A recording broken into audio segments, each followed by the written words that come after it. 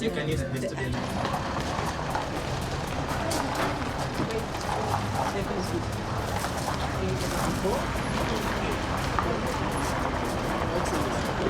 Thank you so much. This looks very good. Yeah, thank you. Thank you, Baba.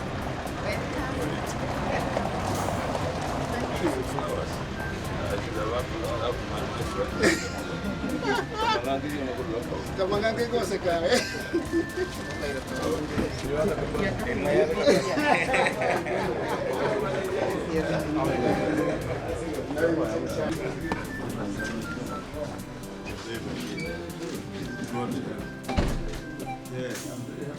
No, I wonder what to raise you are taking the jail to come now. Somebody else reminded me that this is the only university. Mama, I'm quite really happy. Hey, You want business. I get Yes, they have only two. Yeah, only two. You only go through. And you are the chancellors. Who are you? I'm not telling No, the other. the other one. Yes, you are the chancellors. This was mine. Your Excellency, you are. Excellency, you can. Ah, okay. Thank you. Welcome. How are you? I'm okay. Welcome. Good, good.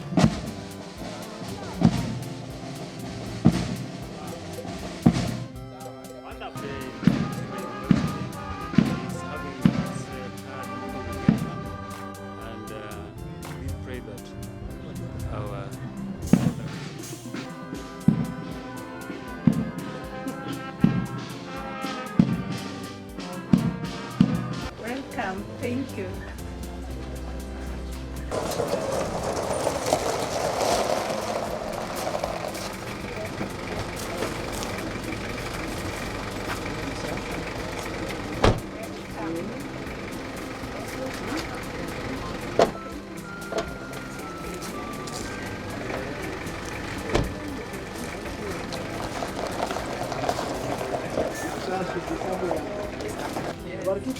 You remember this face? I do. I'm looking different today. Yes, yes. All right. Thank you. You can come with How us. is everybody? We are good. Karibu, karibu. Thank you. Mama is a good boss. You take your Yes. We'll take a picture here together. So,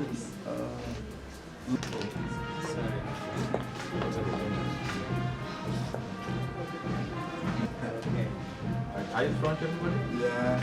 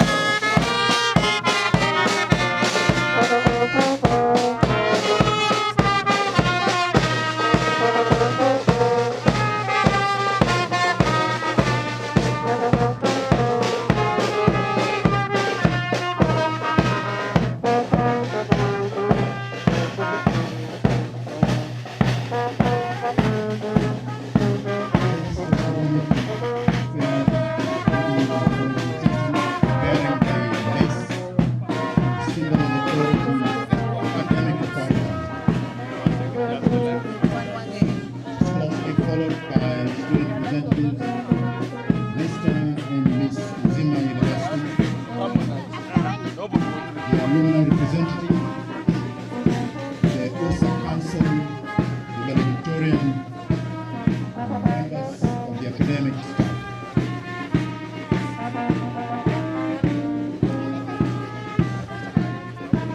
We ask you to take to the left, take to the right, please. Excuse me. To the right. This way. Sit this way. Thank you.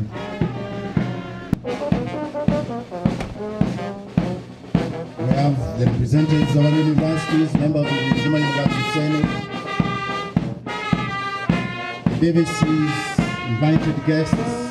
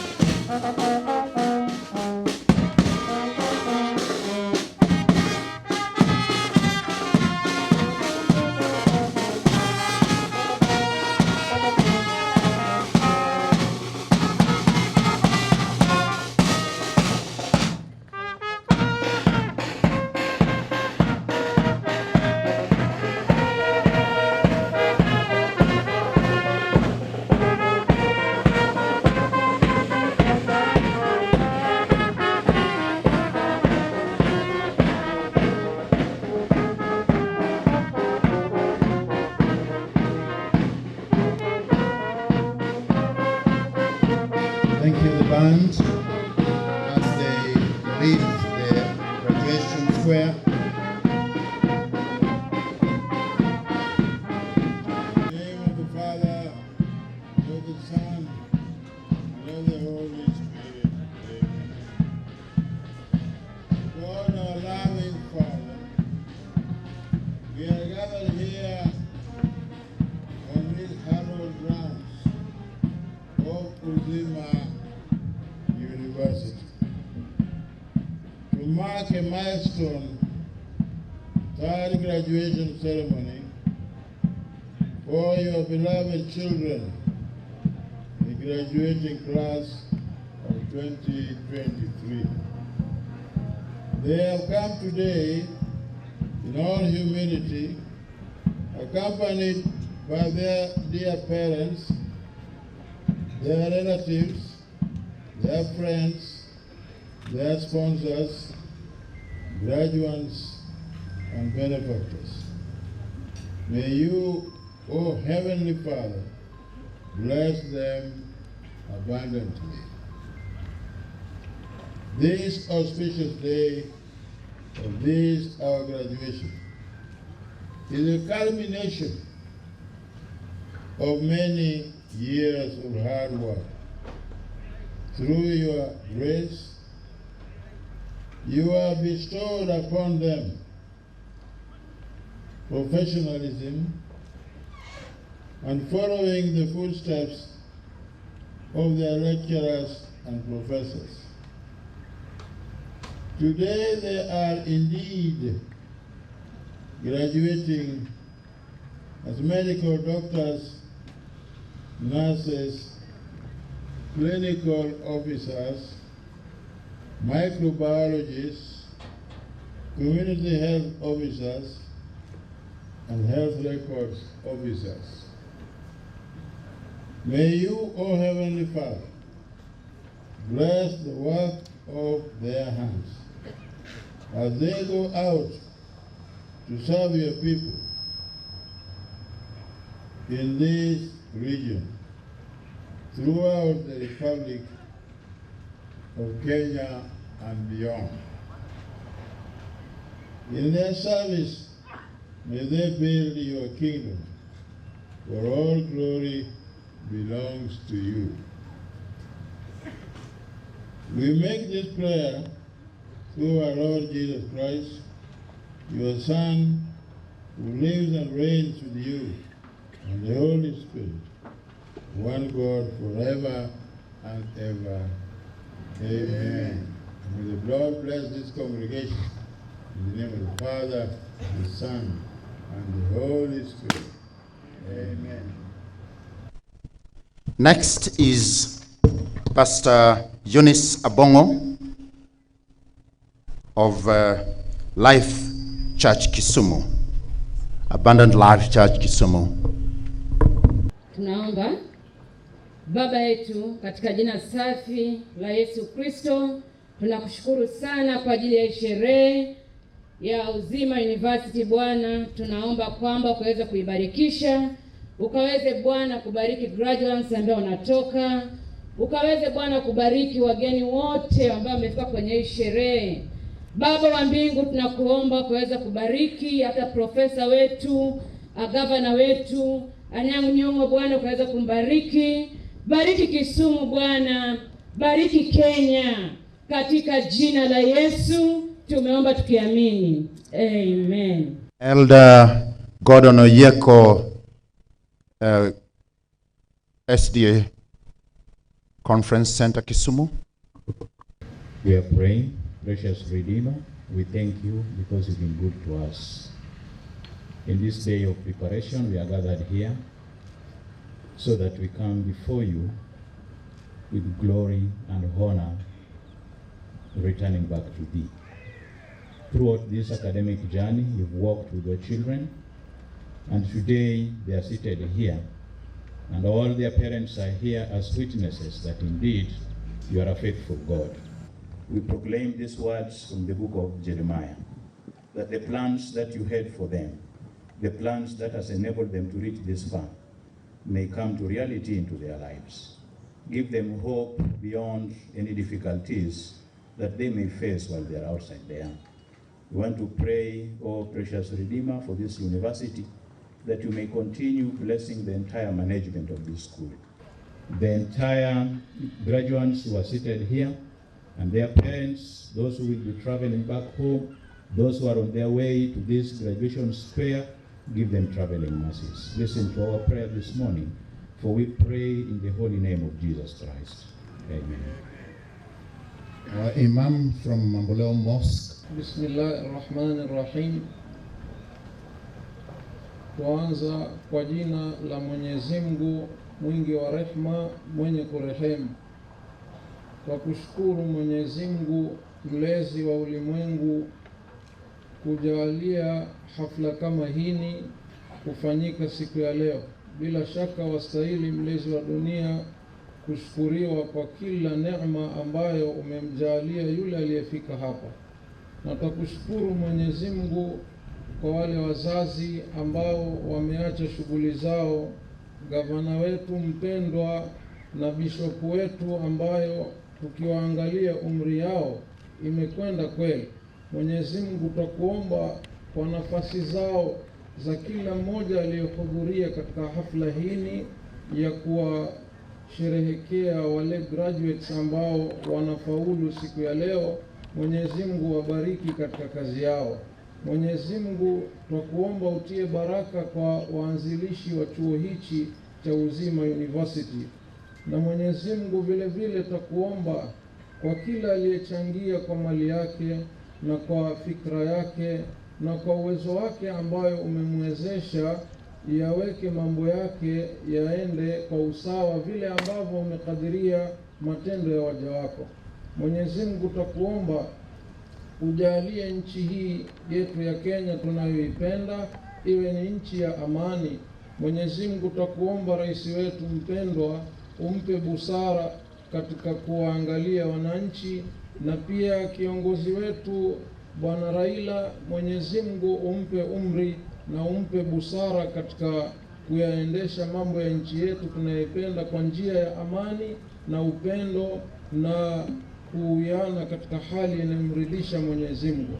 Ewe mlezi wa ulimwengu, wale wanafunzi ambao siku ya leo wana furaha, uso zao zaonyesha wana furaha, ile furaha ambayo umejalia siku ya leo, ile siku ambayo walitarajia muda mwingi, basi Mwenyezi Mungu takuomba vile ambavyo watakavyofurahi leo, na insha Allah wakienda kushughulikia wananchi wajitume ili waweze kufanya kazi unayoridhia Mwenyezi Mungu mlezi wa ulimwengu.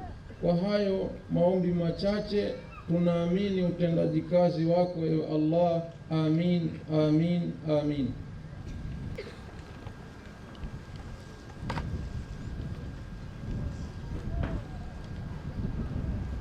ज्ञानन्तमीरादस्य ज्ञानञ्जनशलाकया चक्षुर्मिलितं येन तस्मै श्रीगुरुवे नमः।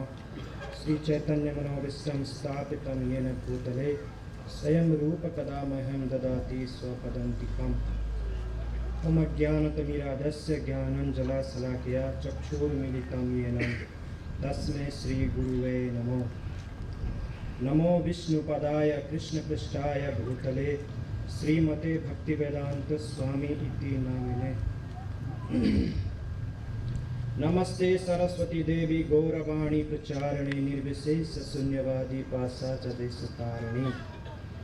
जय श्री कृष्ण चैतन्य प्रभु नित्यानंद श्री अद्वैत गदाधर शिवासादि गौर भक्तवृंद। जय श्री कृष्ण चैतन्य प्रभु नित्यानंद श्री अद्वैत गदाधर शिवासादि गौर भक्तवृंद। हरे कृष्णा कृष्णा कृष्णा हरे हरे, हरे राम राम राम हरे हरे। हरे कृष्णा कृष्णा कृष्णा हरे हरे, हरे राम राम राम हरे हरे। हरे कृष्णा कृष्णा कृष्णा हरे हरे, हरे Ram Ram Ram Hare Hare. Hare Krishna. Thank you very much for all of you, everyone. We are from Hare Krishna temple, it's called Kisumu. We like thanks for Madam Lily who are inviting me here. So this is my first time. Thank you very much. Hare Krishna. God bless all of us. Thank you. Hare Krishna. University third graduation. Subject to the letter of interim authority of Uzima University, the Universities Act 2012, the university may confer the degree of doctor, master and bachelor, and such other degree as may be provided for in the statutes, and award diploma, certificate, and other awards. I ask the Vice Chancellor to constitute the third congregation of Uzima University. By the powers conferred on me, I, Reverend Father Cosmas Ragot Cutieno, STB SSL PhD, Vice Chancellor, Uzima University, by the statutes of Uzima University, do hereby declare that on this day of the Lord, Friday, 24th November 2023, this third congregation of the third graduation of Uzima University is properly constituted. Professor Peter Nyang Nyongo, the Deputy Governor, Dr. Matthew Sowili, the Council Chair, ladies and gentlemen, welcome to Uzima University. This is our third graduation in situ. At this juncture, I would like to invite the students who were to entertain us with a comedy script. Mbona mmekasirika hivyo? Mko poa? Mko poa? Mko poa? Wasichana hai. Naona mmeng'ara. Hai. Wewe kwani mbona usemi hai? Kwani wewe si msichana? Mko poa? Kwa majina ni Hansi ya. Oh, by the way, naona watu wa graduations wameng'ara sana. Naweza pata volunteer mmoja. Tafadhali tu mmoja. Ujiamini? Unaweza kuja? Volunteer mmoja, unaweza kuja? Haujajiamini? Haya, na una graduate? Kuja. Mimi nakupea interview, kuja. Kazi ndio hii, kuja. Haya. To my honorables, great honors. ulikuwa unakumbuka ukiwa secondary school the way tulikuwa treated, wale watu wise na wengine kama sisi, sijasema ni mimi pia, ulikuwa unaona venye tulikuwa treated, ilikuwa different, si ndio?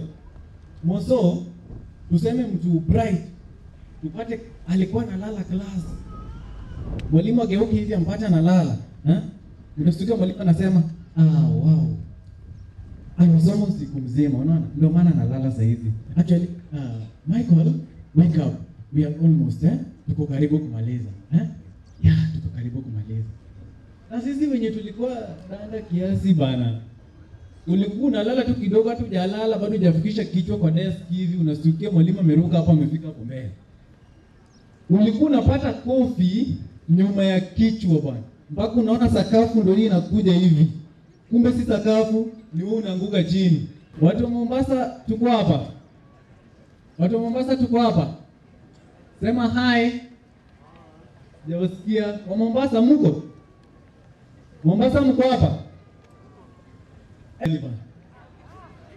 Najua ni kwa nini nyoka ikuuma. Niwaambie ni kwa nini? Nijua alikuwa hiyo nyoka ilikuwa inadhani wamekidnapiwa wawili. Sasa anaona mwenzake huko chini. Ndio maana wenye wana graduate nataka kuwafunza kutengeneza pesa, Hebu mklap kidogo kidogo. Clap kiasi. Tuendelee kidogo. Tuendelee tena. My teacher taught me that a good performer should lead the audience class. Thank you so much. You can take a man out of the village, but it is very, very impossible to take the village out of a man.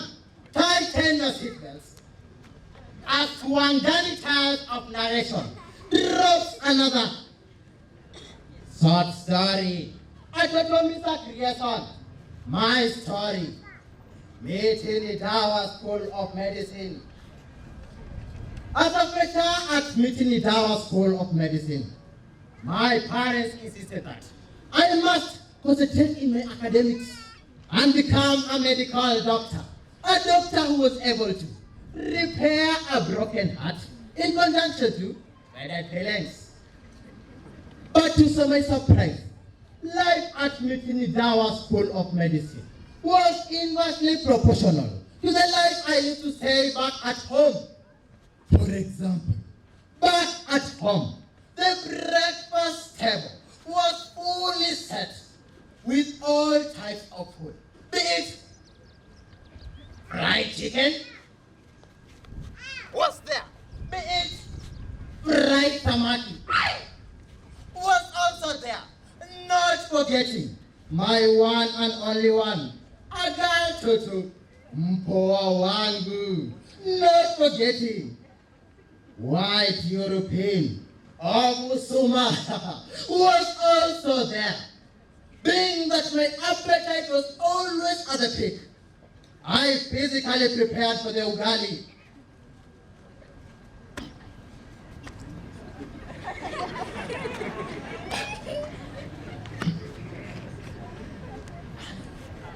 And took a large piece of it, made it to a round ball, threw it up in air. As I waited for the piece of ugali to land, I quickly searched for a piece of chicken. Having found one, I combined the two.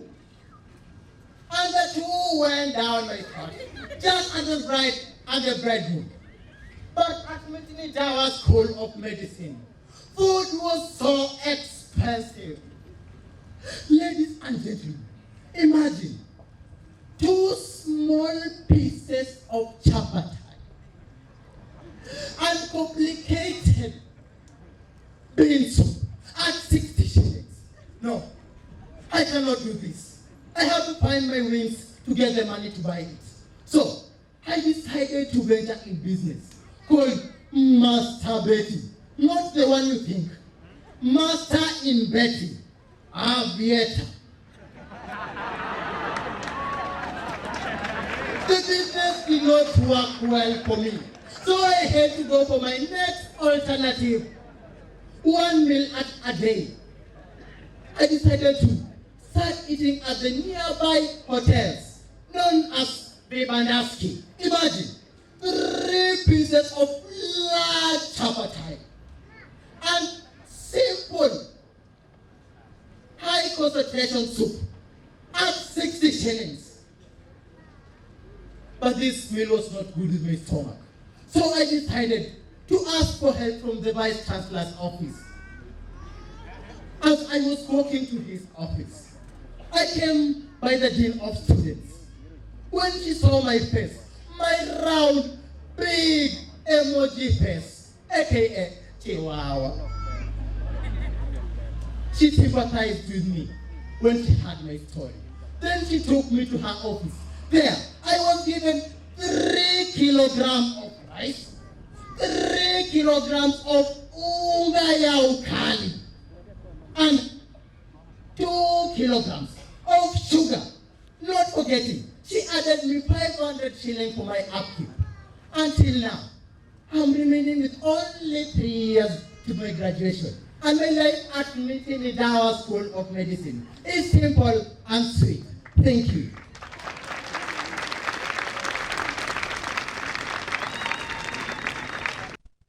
Now I have the singular honor to invite the representative of Uzima University alumni.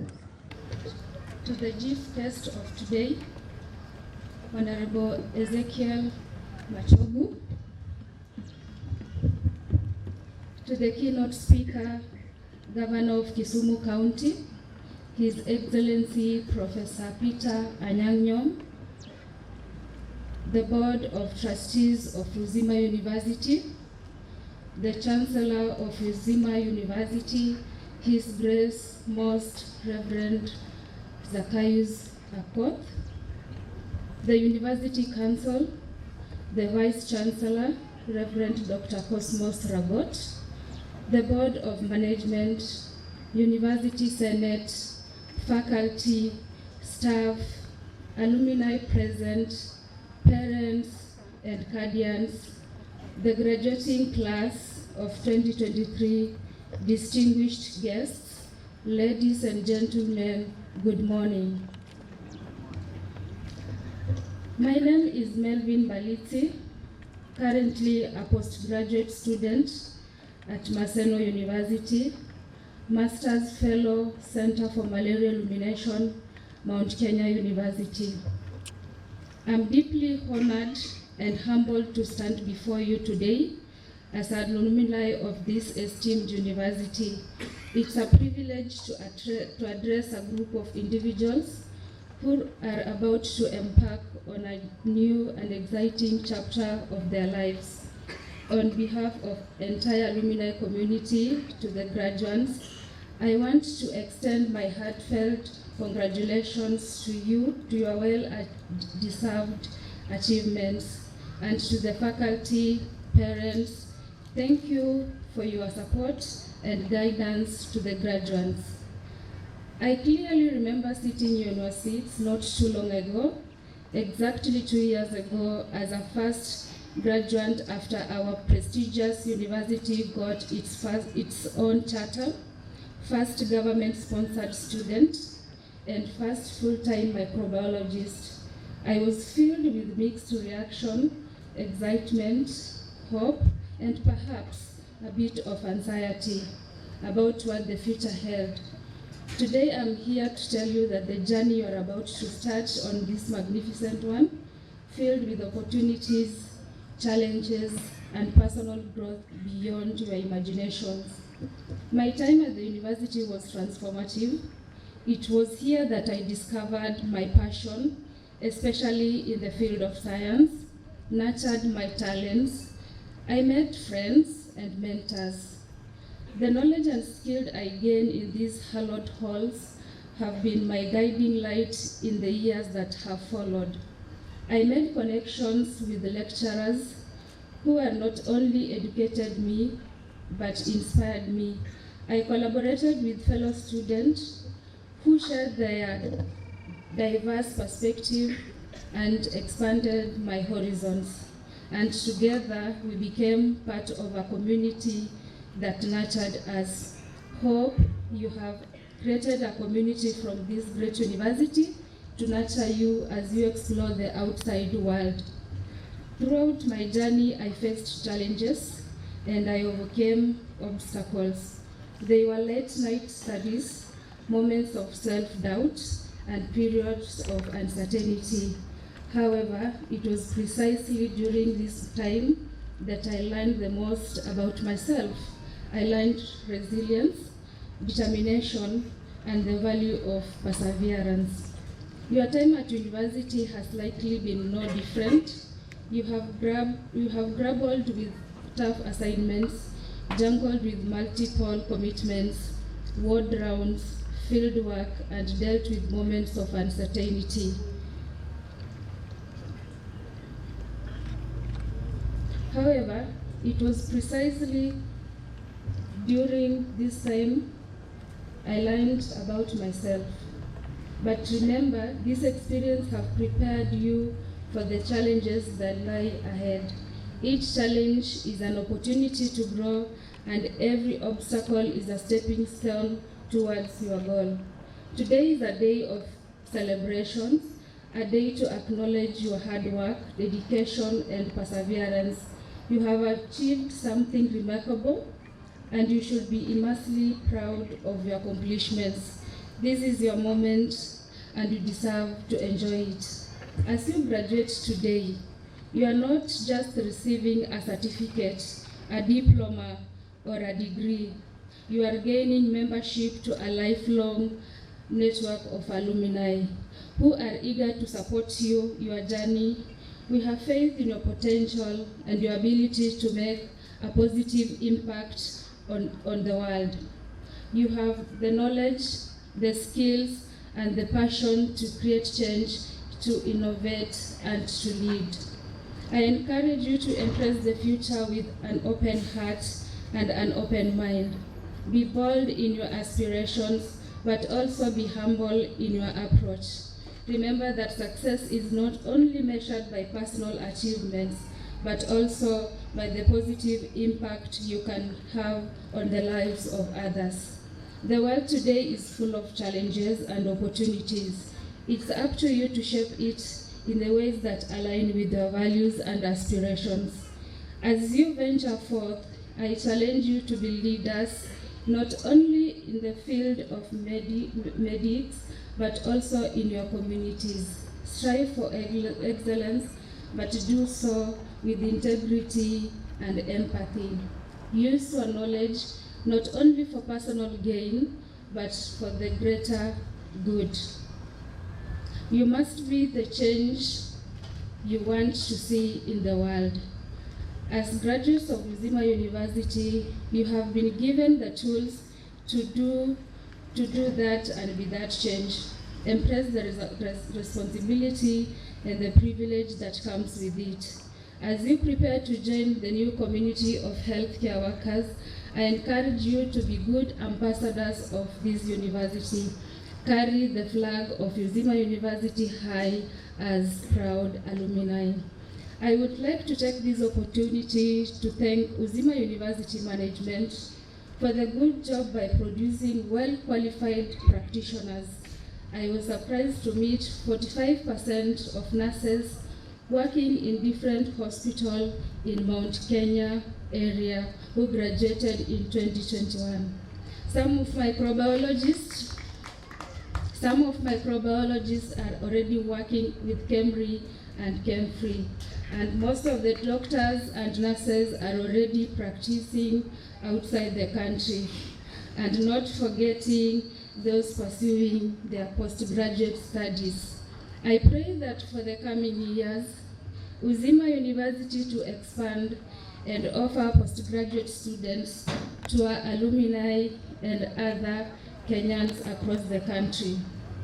I have a request to the Board of Trustees to give a chance to these intelligent people for graduate assistant positions for mentorship.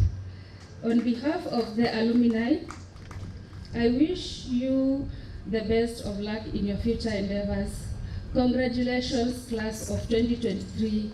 May your journey be filled with purpose, passion, and fulfillment. Lastly, I would like to congratulate Uzima University on their 3rd graduation. May God bless Uzima. Thank you.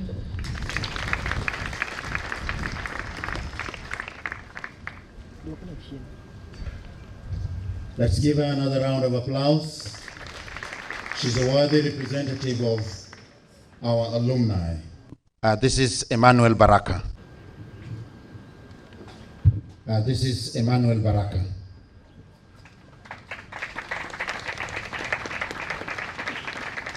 It's now my singular duty to invite the best student, the valedictorian student of Uzima University, Emmanuel Baraka. Let us clap for him at this time.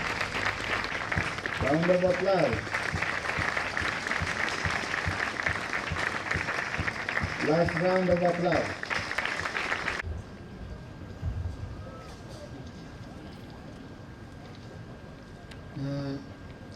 Our guests of honor, other distinguished guests, the Board of Trustees of Uzima University, the Chancellor, the Vice Chancellor, the DVC Academics, the DVC Finance and Planning, Head Deans, Head of Departments, other faculty members, the parents, the graduates, and other students.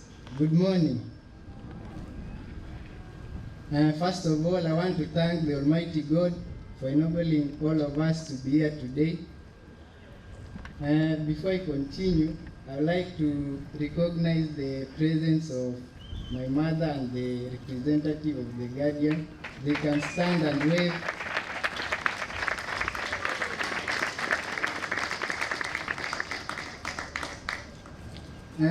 I feel privileged and honored to represent the Uzima University class of 2023. Ladies and gentlemen, we are grateful for your presence here to witness our achievements and celebrate this moment.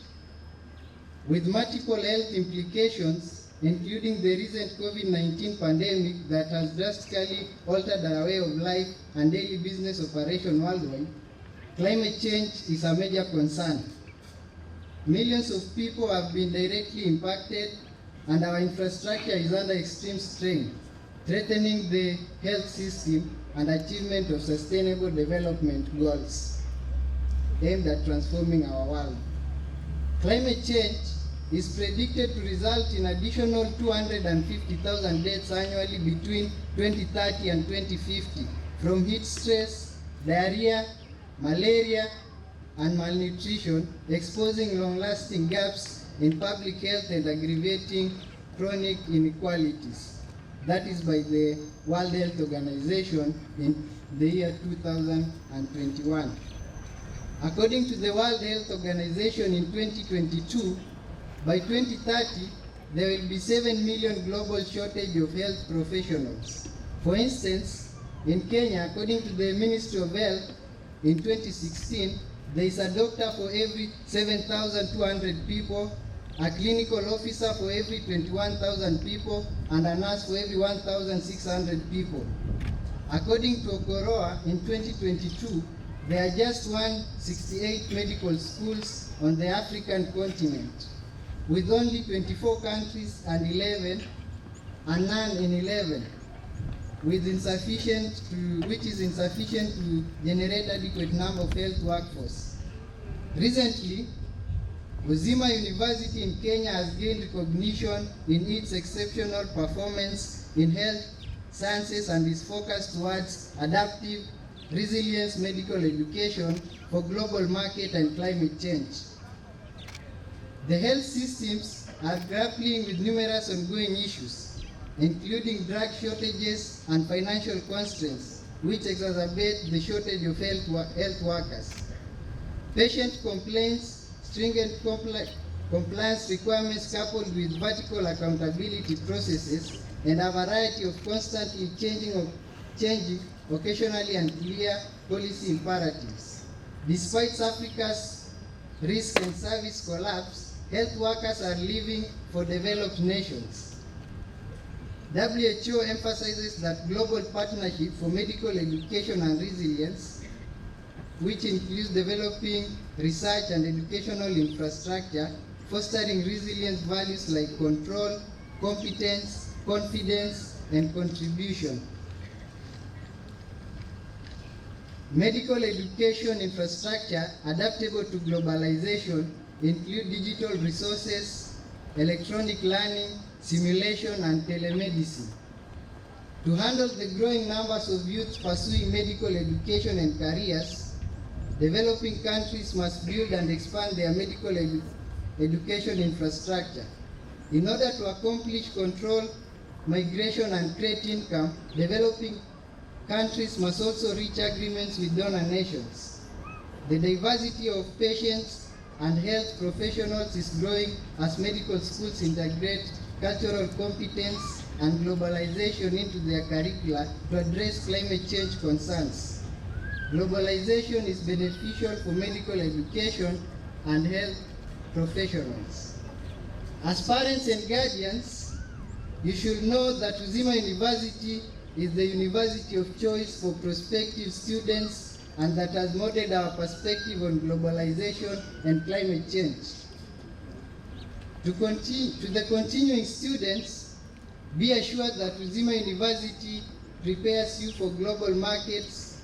Allow yourself to be nurtured in the Uzima University core values and have confidence of adapting to the world.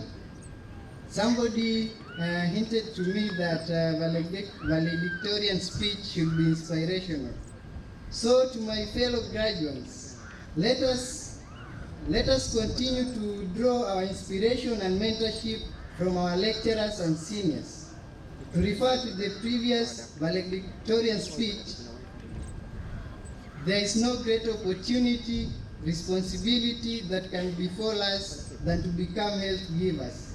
And for this, congratulations for your efforts. Thank you.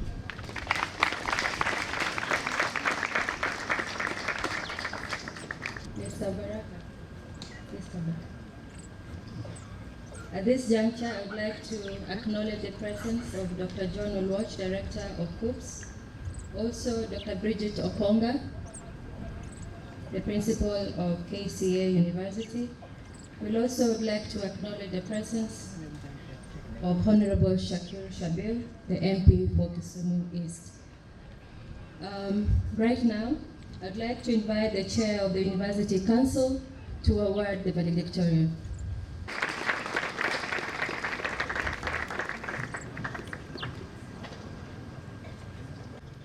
Olo Walter Ouma. These students, please come to the front. The students who are exceptional in their performance from their various schools and departments. Nyongesa Magdalene Naliaka. Olo Walter Ouma of Department of...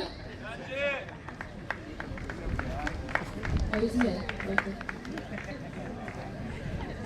We also have from the School of Medicine and Surgery, class of 2023, Kamoyo Gertrude Wanjiru. Finally, we also have the valedictorian, Baraka Emmanuel. Please give them a round of applause. I would like to request our chief guest to give the certificates. Our chief guest, Mr. Frederick Dambuki.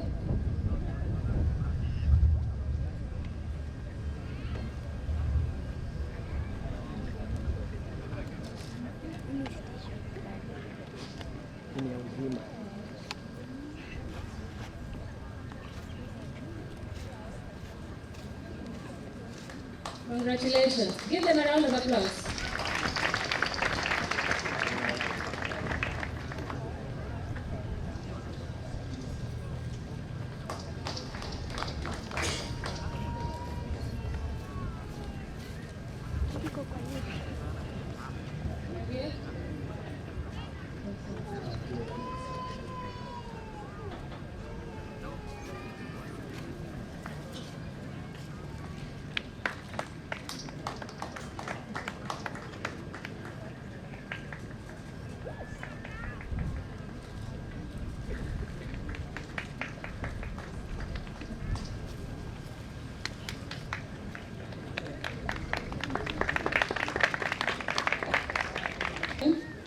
would like to invite Most Reverend Zacchaeus Sokot, founding Chancellor of Uzima University and Archbishop Emeritus of Kisumu. The chief guest, Mr. Frederick Ndabuki, representing the Honorable Ezekiel Machogu, CBS, EGH, Cabinet Secretary of Education of the Republic of Kenya. The keynote address speaker, Your Excellency, Honorable Professor Peter Anyang' Nyong'o, PhD, EGH, the Governor of the Great County of Kisumu, and the United Nations Advisor on Local and Regional Governance. Your Excellency, Dr. Matthew Sowili, the Deputy Governor of Kisumu County, members and member of the Board of Trustees of Uzima University, members of the Board of Trustees, Chairman of Uzima University Council, CPA Nelson Utieno Alois, esteemed members of Uzima University Council, honorable members of Parliament, especially the honorable member of Parliament of Kisumu East, Honorable Shakil Shabir, honorable members of county government present, county commissioners and other county representatives, representatives of other universities, Director of Kenya Universities and Colleges Central Placement Services, COOPS, Dr. John Odwach, government representatives, our financial partners, my dear colleagues in the faculty, library, technical and support staff, the registrar of Uzima University, the members of the press, parents and relatives of our graduates, the graduating class of 2023, distinguished guests, ladies and gentlemen. It is my singular honor as Vice Chancellor of Uzima University to welcome you all to Uzima University in order to participate in this graduation ceremony 2023. Archbishop Chancellor Sir, from the office of the Registrar Uzima University is today graduating a total of 255 in highly skilled disciplines in medicine, nursing, microbiology, clinical medicine, community health, health records, and information technology.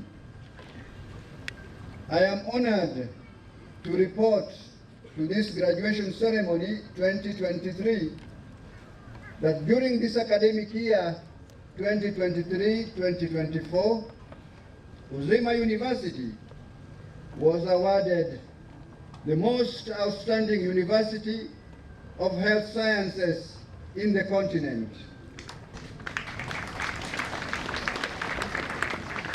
by Africa Academia Award 2023 on 22nd September 2023 at Dar es Salaam. This great achievement and a milestone is worth recognizing. The awards are on the table here. As we graduate the class of 2023, we take comfort that through the good work of Professor Boniface Ganda, Dean of School of Medicine, and Professor Richard Muga, the lead professor in health system development, the name of Uzima University is today in the World Directory of Medical Schools.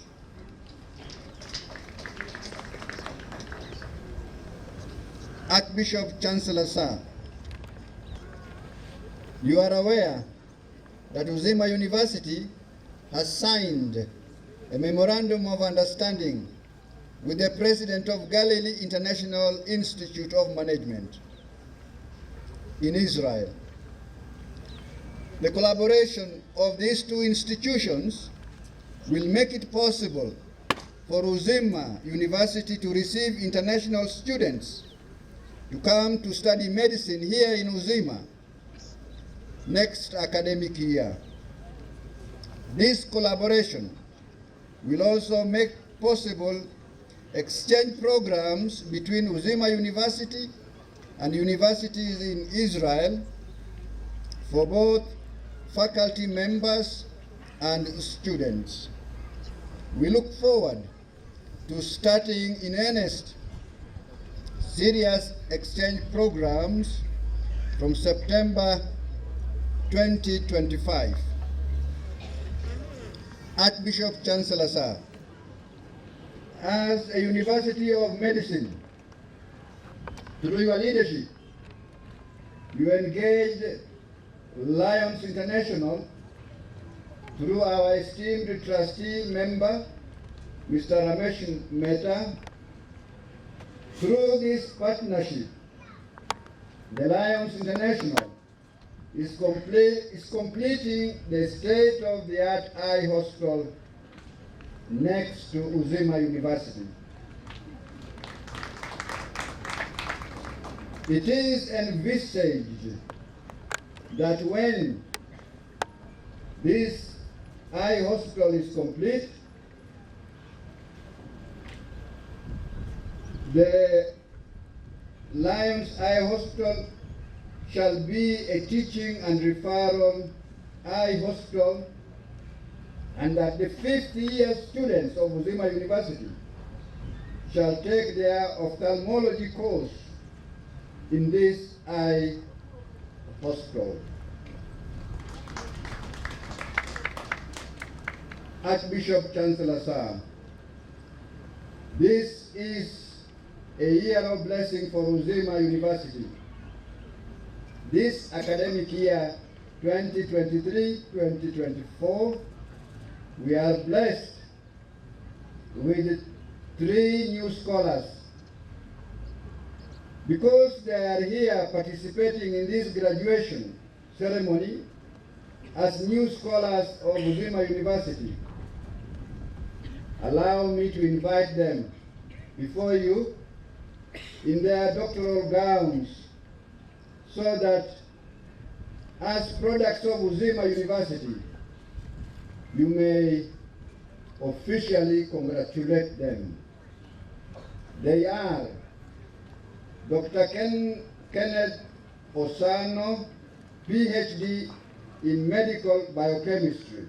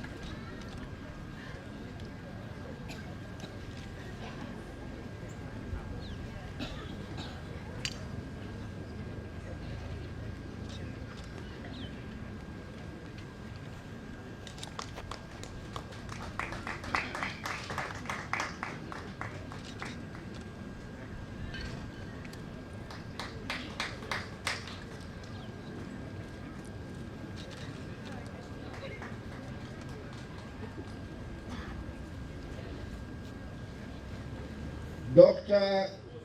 Juliana Misore.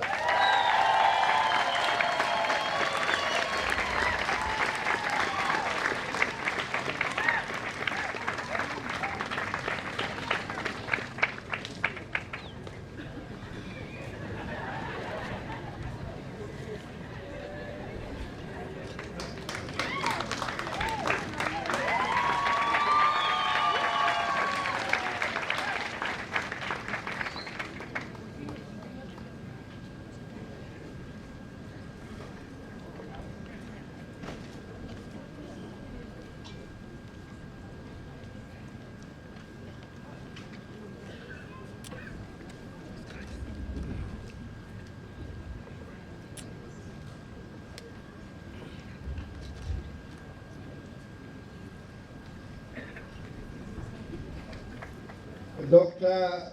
Philip Einstein Ogola.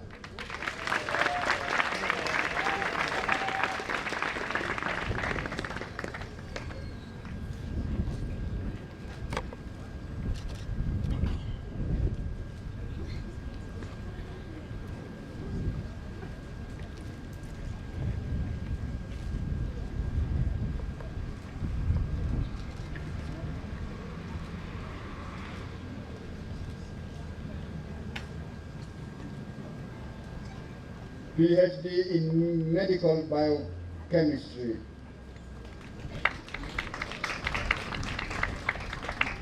And Dr. Juliana Misore, PhD in public health. To the graduating class of 2023, as you graduate today, you are getting a new status, namely you are becoming from the minute of your graduation an alumni of Uzima University. As alumni of Uzima University, you are important in the history of Uzima University. Promote Uzima University. Sell the Uzima brand and join Uzima University Hazina Foundation. Go you well, and may God bless you always. Vice Chancellor.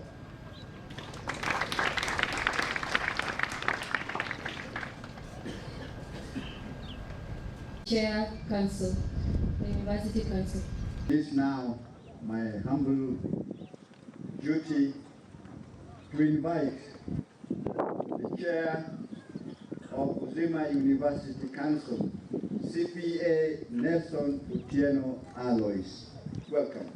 Mr. Frederick Nambuki, the Secretary Administration, Ministry of Education,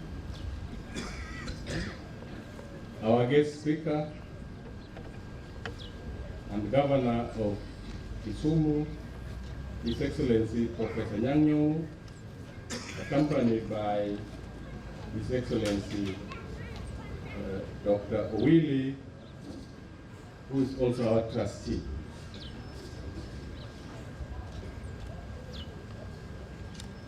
The council members present, the Vice Chancellor and all the lecturers, the leadership of student representatives, our proud parents, and most importantly, the outstanding graduates of Kisumu University 2023 class. Our guests, ladies and gentlemen, before I address you, I would like to acknowledge the presence of the council members who are here. If they could be outstanding, the council members. Professor Ganda and where's Professor Bonji? Yes. Thank you. It is my great honor and privilege to address you today as the chairman of the Uzima University Council. As we celebrate this momentous occasion, the graduation of our remarkable students. Congratulations to the class of 2023. You have worked tirelessly to reach this far. Your dedication, resilience, and unwavering commitment have brought you to this significant day, and for that, you should be immensely proud. This day marks a transition stage in your lives, and it is a statement of your commitment to learning and personal growth. Your accomplishments deserve applause, and may you continue to achieve greatness in all your future endeavors. I would like to take a moment to acknowledge the exceptional efforts of the faculty and staff who have guided and nurtured these young minds. Education is the foundation upon which societies are built, and the role of educators cannot be overstated. Thank you for your dedication and commitment to shaping the leaders of tomorrow. Today's event is not just about individual achievements. It is a celebration of a collective spirit that thrives in this institution. The bonds forged here, the friendships made, and the experiences shared will shape your lives in ways you may not yet fully comprehend. As you step out into the world, remember to cherish these connections and support one another. The theme of this year's graduation, Adaptive Resilient Medical Education for Global Market and Climate Change, is indeed a reflection of the challenges and opportunities that lie ahead for each one of you. This theme captures the essence of the education you have received here at Uzima University and the role you are poised to play in the ever-changing landscape of healthcare. Medical education demands constant adaptation and resilience. You have dedicated years to rigorous study, countless hours to research, and have faced numerous trials along the way. Today, you stand as graduates who have not only endured, but thrived. Your time at Uzima University has prepared you to adaptive medical profession, who can respond to the evolving demands of the healthcare industry. As you step into the world of living health science, remember that learning does not end with graduation. In fact, it's just the beginning. The medical field is constantly evolving with new discoveries, technologies, and healthcare challenges. Your education has equipped you with the critical thinking skills, the knowledge base, and the ethical foundation to be lifelong learners and resilient practitioners. Be open to change, be willing to embrace innovation, and be ready to adjust your approach to patient care to meet this ever-shifting landscape. The world keeps getting interconnected more than ever before. In our era of globalization, you are not just healthcare professionals, you are global citizens. The challenges and opportunities in healthcare transcend borders, and these skills you have acquired here are not only applicable locally, but also on the global stage. Today, you become part of the solution of global health issues, including pandemics, environmental health, and health disparities that result from climate change.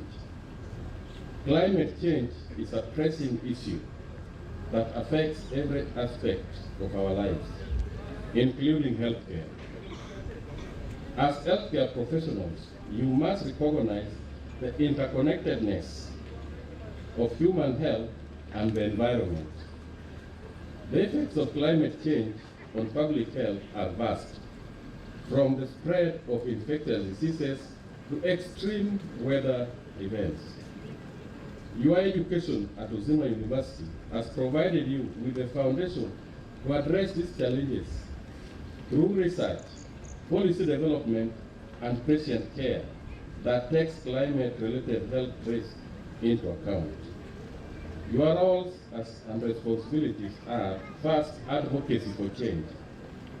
Advocate policies and practices that promote sustainability, both in healthcare facilities and in the broader community. Continuous learning, stay updated with the latest medical advances and research in both your specialty and areas related to climate change and global health. Be prepared to adopt your practices and policies accordingly. Continuous engagement with your local and global communities. Collaborate with organizations that focus on climate change and healthcare, and participate in initiatives that promote health equity. Ethical practice. Uphold the ethical values instilled in you during your education at Uzima University. Always act in the best interest of your patients and the broader global community.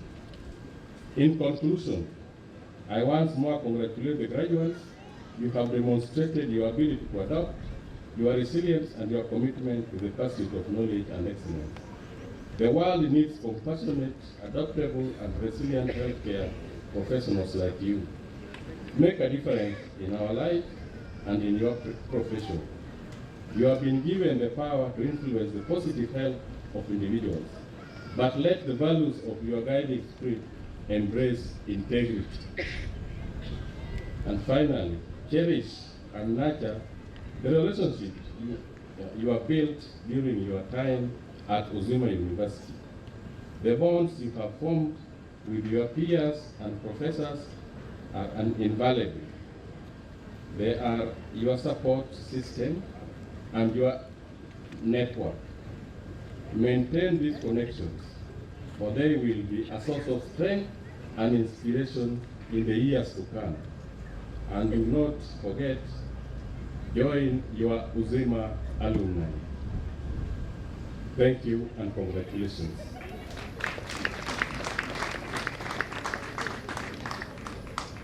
And we give the chair another round of applause. The speech is very loaded and intertwined with the theme of this year's graduation. You may take your seat, sir. My pleasure. I now invite the representative of the CEO of COOPS, Kenya Universities and Colleges Central Placement Service, Dr.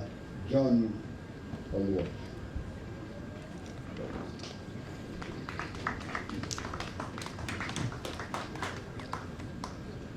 To the University Board of Trustees, the University Council and Senate, the graduates, parents, guardians, invited guests, ladies and gentlemen, good morning. Good morning once again. It is a day of joy, and we need to be happy and celebrate in Christ. On behalf of the board and management of the Kenya Universities and Colleges Central Placement Service, the statutory body that is charged with the responsibility of placing students to all the universities and polytechnics and colleges and PTCs in the Republic of Kenya.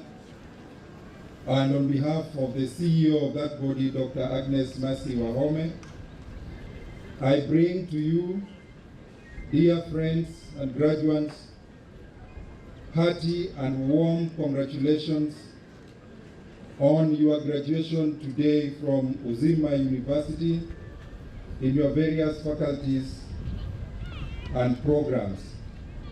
Indeed, the graduation in any scholar's life is a monumentous one, because it comes with mixed reactions and emotions. It evokes and it's a testament of a great struggle from primary school, high school, to university, and when you're being conferred with your degree or awarded your diploma, indeed it is testament of great achievement and sacrifice, not only on your part, but also the part of your professors, your lecturers, your parents, and your guardians.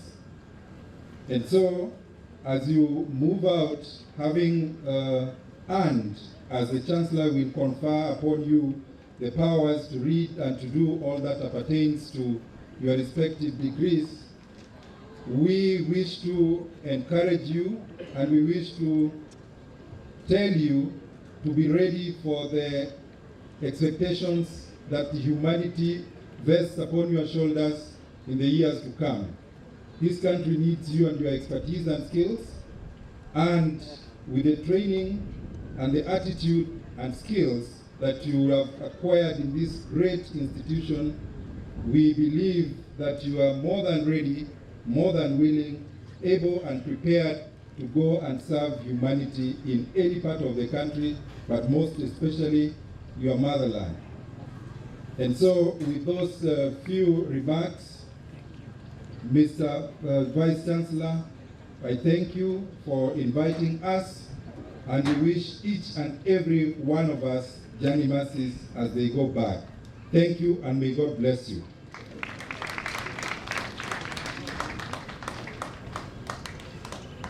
Asante to the chief guest, the governor, chancellor, all protocol observed. It is a great honor for me as the Member of Parliament for Kisumu East, the former Mayor of Kisumu, to come here. I've been coming to this graduation every year. This is the 12th year, or it's the 11th cohort of the graduation. It has been a great journey, not for me, but I have been part of that entourage that has been coming through with it. You know, for the graduates, vision is a great thing. Vision without implementation is hallucination. I do hope and pray that after all the 5 years and 7 years that you've worked here, the 500 or so medical professionals that have gone through this particular amazing miracle of a university, that you will hold us proud.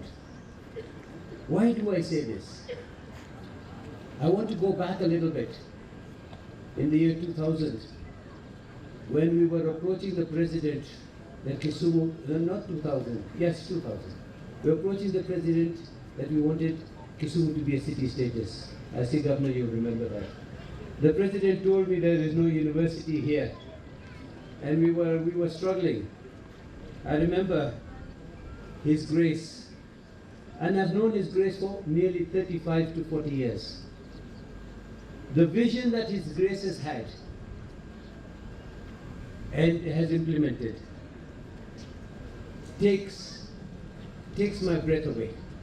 He is insistent, and he has worked constantly at a very low level without making big noise, and has brought together with his team, it's a matter of team, this great university. And you as the graduates, you should remember this great man. Your Excellency Governor, I don't know whether Kisumu has any award, but if there is anybody, in my humble opinion, who has made Kisumu what it is, at least over the 40 years that I have been in this city, or most of my life, it is this gentleman. His Grace, Archbishop Okoth. He has made amazing, amazing changes.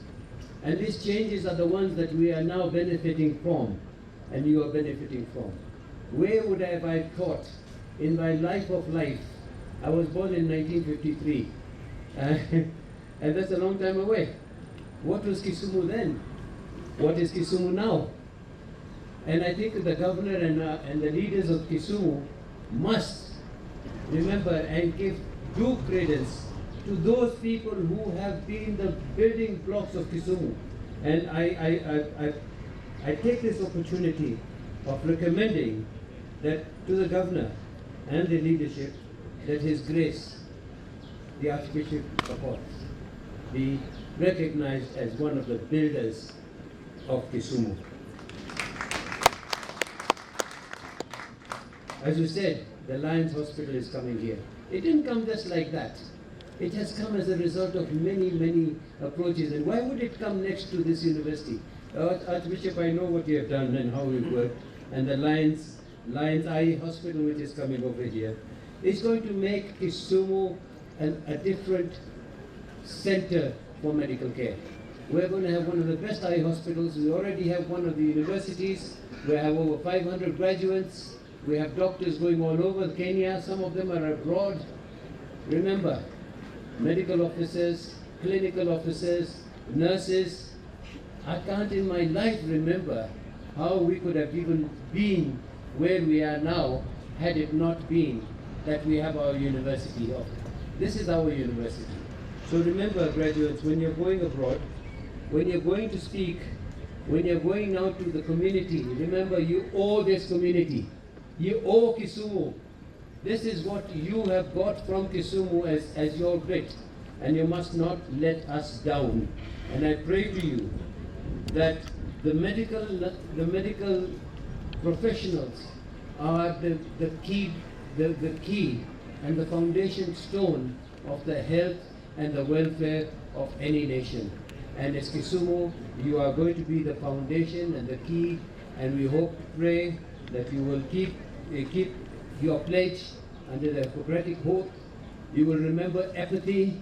This morning, Your Excellencies, this morning, sir, I came across a child outside my gate in a very dreadful situation, hardly maybe 8 months old. And they said they went to the doctor and the doctor sent them away, that you don't have money. Empathy is what's required. Now we don't want to see and come across doctors wearing ties and sending people away because you have no money. I think that is the one thing that I would like to plead with the medical profession here, that remember you have a duty of care. I know that you'll be feted all over the world. You'll be going to places where there are a doctor, you have said, I've struggled for 5, 7, 10 years. It's my time to make my life. Yes, make your life. But remember where you came from. I was meeting somebody in the United Kingdom, and they said to me, from Zimbabwe, he said, do you know that there are more doctors, Zimbabwean doctors, in Birmingham than the whole of Zimbabwe? Now that is a really hurting thing, isn't it?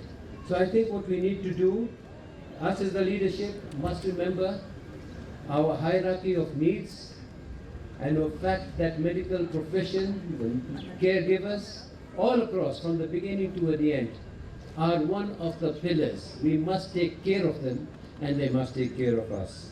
With those few remarks, before I just go, I want to say with great pleasure, Governor Sir, Rai Kaineka, one of our public schools, primary school, we have a Felix Ochola, Omondi, 426 marks. He is number 3 in this country.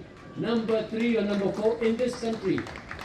So there is a great potential here, and I want to recognize that person, that young man today. And finally, sir, I have now been I've been involved in this, coming here, not doing too much about it, but coming. I want to make an offer, sir, to the university, that I don't know what you do, and I don't know what, but on behalf and in memory of my late father, Dr. Shabir, We want to give an award annually of $1,000 to the best medical MBC medical student, MBCHB, in that year, that cohort year, every year into perpetuity as long as I'm around. Thank you very much, sir, and I will come. Thank you very much. It's been a real honor and a real honor to be here and address you and say, don't forget where you came from. You came from Kisumu. This is where you got your medical degree. Usisahau tafadhali. Thank you. Presented here, the Chancellor of this great university, His Grace, the Archbishop Emeritus of the Archdiocese of Kisumu, the Chancellor of Great Lakes University, who is also the Governor of the County of Kisumu, Professor Peter. The leadership represented up here, all protocol observed, all graduates, parents, and all stakeholders. As one of the trustees of this great university, the only faith-based medical school in our region, I take pride in the achievement of all who are graduating today with the different degrees, diplomas, and certificates. Very soon after this, you're going to be given the power to read and do. Do not forget the reading component of the power you are getting today, because medicine, as you all know it, is very, very dynamic. On the other side, I depute as the governor in the county of Kisumu, and we know that we use Jaramogi Oginga Odinga Teaching and Referral Hospital and other facilities actually for your training. We are giving our very best to ensure that we have top-notch, facilities within the medical facilities, and as the governor will be telling you, we are certain that very soon we are going to have a comprehensive cancer center, because as you know, one of the issues that we are dealing with in the profession right now is the rising cases of the NCDs, or the non-communicable diseases, cancer being one of the leading ones. I congratulate all of you and I wish you all the very best in your professional endeavor. Asanteni sana. Thank you, Your Excellency, and let us give him another round of applause.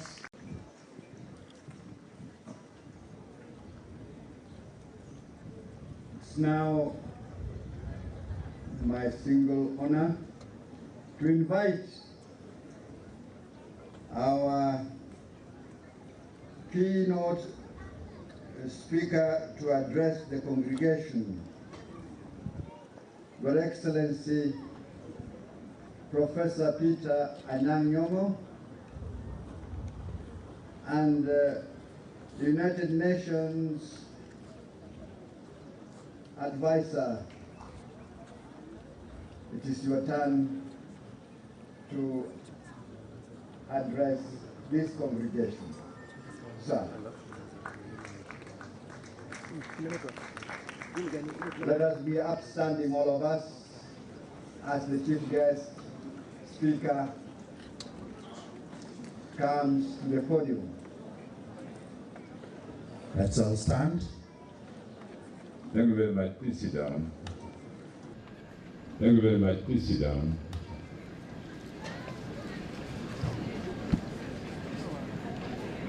The Chancellor of this great university, the Archbishop Emeritus, and the well-known educator and religious leaders in Kenya and internationally, and somebody I really respect, and the founding chancellor of this university, the most Reverend Kiasokov, the representative of the Ministry of Education, Chairman of University Council and Vice Chancellor, Lord Bishop, and students and parents. Good morning or good afternoon. We came here in the morning, so I thought it was still morning, but of course in the afternoon. All scholars, lecturers, and professors here, and graduates of this university, it is my pleasure really to have been invited and an honor to be the keynote speaker during this graduation of Uzima University. We are here once again to join the university fraternity this afternoon, to celebrate the university's third graduation ceremony. And I remember when we were still robing ourselves with the Right Honorable Archbishop, the Kisumu, we were going down the line of memory. And we said we were here just at this dance place many years ago. The same Uzima, who also made the chairman of the board of Jaramogi Oginga Odinga teaching me for hostel. He's finished his term now. He came to advise me who to take over from him. And I knew that what the Archbishop told me would become a reality. We were talking about Uzima University being built here. And of course, you know, as we stand here today, there are only 2 private universities in Kisumu County, both founded on the basis of faith. The Great Lakes University, founded by zealots, medical person, zealot of education, and members of that faith, the Great Lakes University, and now Uzima University. I think this is prophetic, that this region needs private universities. And those who believe in salvation of mankind, of both religion, of both faiths, are the ones who have taken the forefront in establishing these universities. We must give them an applause for that purpose.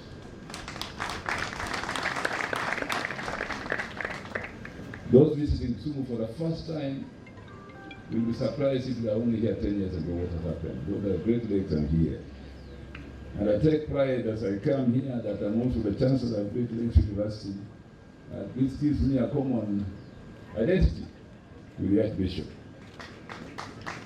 And we are sitting there with him and just talking quietly what we need to do. Him, a much more senior person than me, but having that celebrating. So we have a lot to learn from Archbishop Kisumu. From the tip of your heels, not far from this graduation square, you'll be able to see the expanse of the lakeside city, which is one of the fastest growing intermediate cities in Africa. I take this earliest opportunity to congratulate the graduating class. We are proud of you. You sowed the seeds. Now it is time to harvest the seeds. You are coming out and graduating, and we in government are looking forward to your contribution to the development, not just of this region as Kenya as a whole. Brilliant young men and women with good education in a university which is very young, with a good vision and a very practical mission. You have been well prepared to go out there and build for the future. I also wish to congratulate your parents and guardians for having supported your education. Today, they are convinced their hard-earned cash did not go to waste because of the committed lecturers and professors here under the great leadership of both the Chancellor and the Vice Chancellor. Allow me to convey sincere gratitude to the founders of this university, led by my friend Archbishop Zacchaeus Okoth, for turning vision into a reality. The story of Uzima University will never be complete without the names of Archbishop Okoth and his team. Having been moved by the pain and the challenges experienced by the people of Nyanza region, in the region, he decided to invest in medical education and research that will address the urgent health needs of the region and beyond. As I was looking at the documents here on the university, I was surprised that many doctors that I see in town, I meet in town, are actually teaching here. They never told me. I was talking to one. They never told me, including my sister-in-law. What they had discovered ahead of a whole department. I think this university has succeeded because of modesty. Great modesty. You do things, you don't shout about them. Let the things shout for themselves. This university has a special professional character through which it strives to train health professionals of diverse categories. It also has a unique characteristic of releasing to the public highly disciplined medical practitioners with divine values and virtues that uphold and respect the dignity of the human person.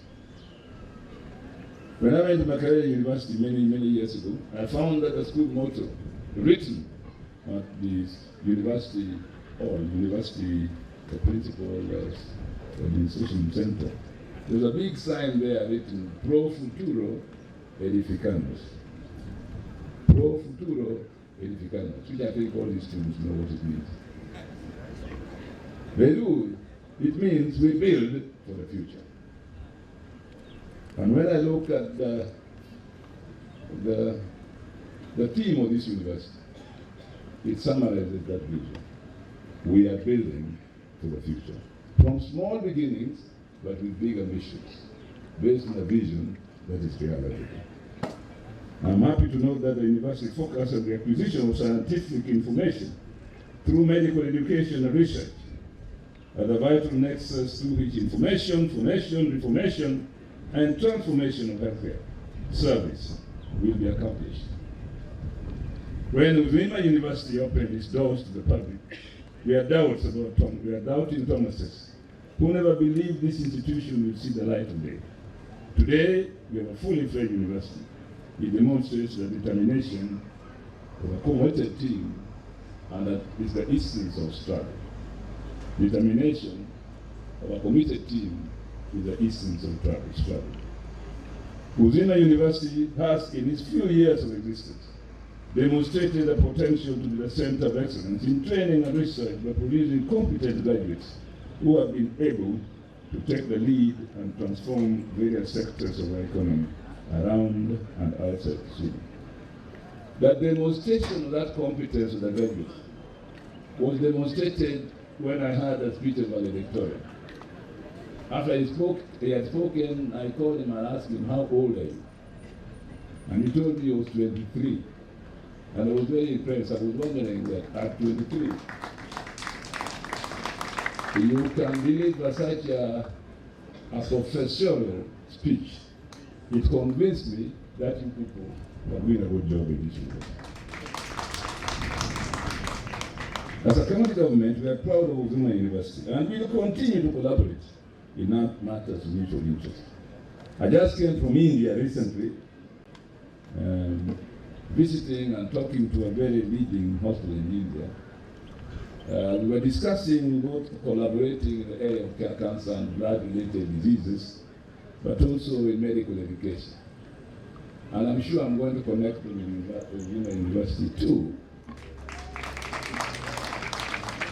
when they come in. And they told me that, look, we as a hospital, it's a very progressive hospital. I won't mention his name here now. I'll whisper to them, which is because of things. We have noticed a stream of Africans coming to this hospital for medical care. And as I was sitting in one of the offices near the central sitting room in one of the floors, 40% of the people sitting there were Nigerians. We look at which Africans are these? I think they're Nigerians. And then before long, 3 Kenyans emerged who had just arrived. They told me, look, we are tired and we don't think it is fair that people should come all the way from Africa to come here to medical care. What it means is that there is institutional incapacity in Kenya to respond to these diseases, all these sicknesses. So what we are going to do is to come to Kisumu and help build the institutional capacity to make Kenyans treat themselves in Kenya. So, in the future, and when they come here, I'll call you, we will discuss with them. We have already come up with a model how we are going to do that, but I am convinced by coming here today that I need your support. The university has always been well presented during our summits, and its scholars have always made very insightful scientific contributions. The theme of this third graduation ceremony, adaptive and resilient medical education, for global market in climate change is thought-provoking. It should elicit a debate on how resilient our learning institutions are, especially in times of crisis. Indeed, if I had known the theme of this particular graduation ceremony, I would have included it in a recommendation to the UN that we have given recently, that we must include in the topic of discussing climate change, adaptive and resilient medical education for global market and climate change. Because one of the things that happens during this climate change thing, you notice that all kinds of funny diseases are coming. COVID, whoever knew COVID was. Now, the medical profession will tell you that when weather changes, you are vulnerable to all kinds of diseases. I'm assuming. So we must include health issues in discussing climate change. I should elicit a debate on how resilient our learning institutions are, especially in times of crisis like climate change. I have no doubt in my mind that it is this resilience, technological creativity, and good management that can rescue our universities and other institutions of higher learning during times of hardship and challenges, like what we witnessed during COVID-19 pandemic period that shook the education sector to the core, including other sectors of society. Like mentioned in the theme, our universities must produce graduates who are ready to serve the global market. I'm talking about the global market because there's no need pretending that our scholars will not seek jobs elsewhere. The thing to do is create institutional mechanisms by which they can go and come back. They can come back sometimes as visiting professors and lecturers. We can have joint research projects where they are with our own universities so that their going into the global market does not divorce them from the universities and places they came from in Africa. It is better to be proactive given a phenomenon than begin crying over spilled milk that we trained somebody and he escaped to go elsewhere. No, create another system in which he can be incorporated so that we can make use of their skills and knowledge. Our graduates must also be ready. Our graduates must also be ready to incorporate in their studies emerging new technological and environmental related sectors such as climate change, which has become a global concern. To the graduates now, we are releasing you into the world today at a time when the Kenyan economy is on the brink of a total disaster. I remember when I was graduating from my career, I was told, go into the world and apply what you have learned here to serve humanity. The humanity today in Kenya is faced by a peril of a precarious economy whose management we don't quite understand and whose outcomes may remain uncertain. We are all going there to face that economy, and we must be prepared as Kenyans to do something to save society from sinking into an abyss. The labor market is shrinking amidst a ballooning cost of living. We encourage you to be resilient and hopeful. In other words, don't just look for employment. Find out how what you have been taught and the skills you have acquired can actually help you to earn a living in one way or the other. Not to steal, but to be productive. I don't want you to be a hustler. I want you to be a productive, inventive individual. You'll need a lot of creativity and innovation to succeed in your dreams. We expect you to turn the challenges into opportunities. Do not be afraid. Use all the skills you learned at the university and use the ideas to start new ventures.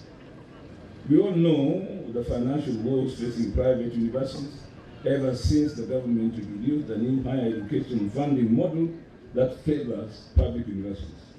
Available data show that private universities have been hard hit as student enrollment plummeted to the lowest numbers because of the model triggering a financial crisis in the institution.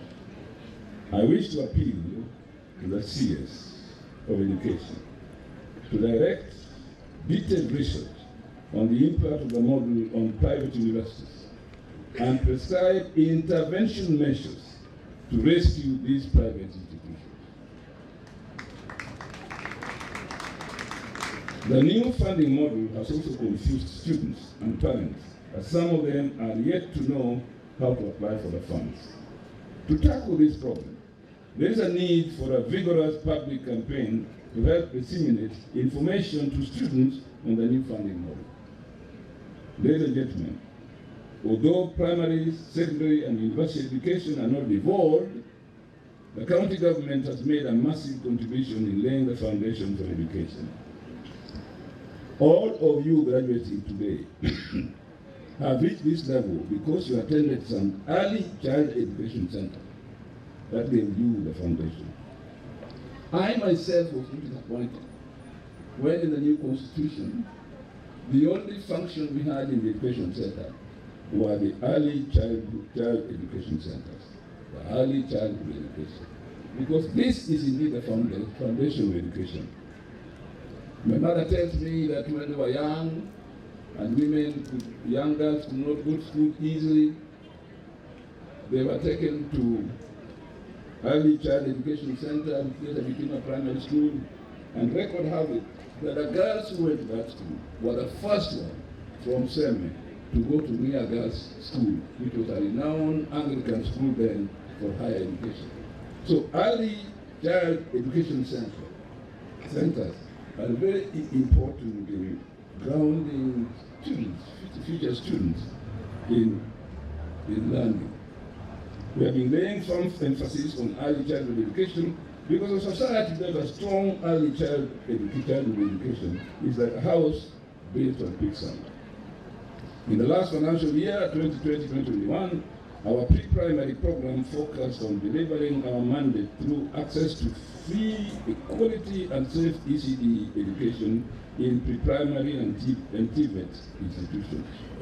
Kisumu County has 673 ECD centers, of which 660 are anchored in primary schools, where 13 are standalone public ECD centers. We have opened 5 new vocational training centers, Kandaria, Kochogo, Mutur, Obolo, and Kianja, increasing the number of VTCs from 21 to 26. In conclusion, ladies and gentlemen, since I know you want to go home and celebrate your graduation and have lunches in that celebration, in conclusion, allow me, for the sake of parents present here, to quote a popular Chinese proverb, which says, and I quote, "If you are planning for a year, sow rice. If you are planning for a decade, plant trees. If you are planning for a lifetime, educate people." Thank you very much.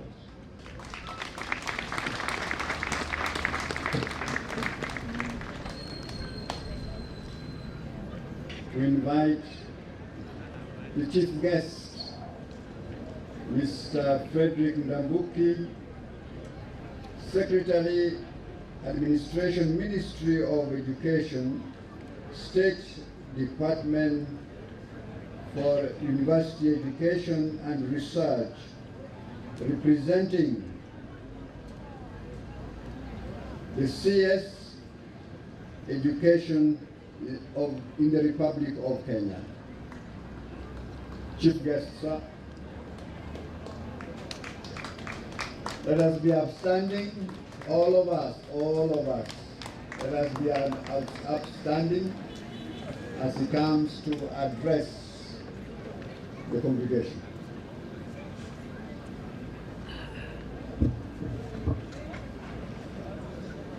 Thank you very much. Please be seated.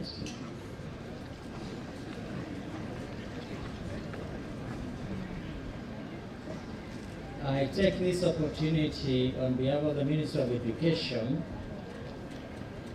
more so on behalf of the CS whom I'm representing today, and also the Principal Secretary in charge of higher education and research to say how grateful I am to be here with you on this very great occasion during the graduation ceremony in Uzima University. It's my first time to be here in this great university, and I do appreciate a lot on what has been able to take place and the great developments which have been able to be done and the great achievements which have been able to hear from the previous speakers. And I say congratulations to all those who have made that effort to make this university one of the greatest private universities we do have in Kenya.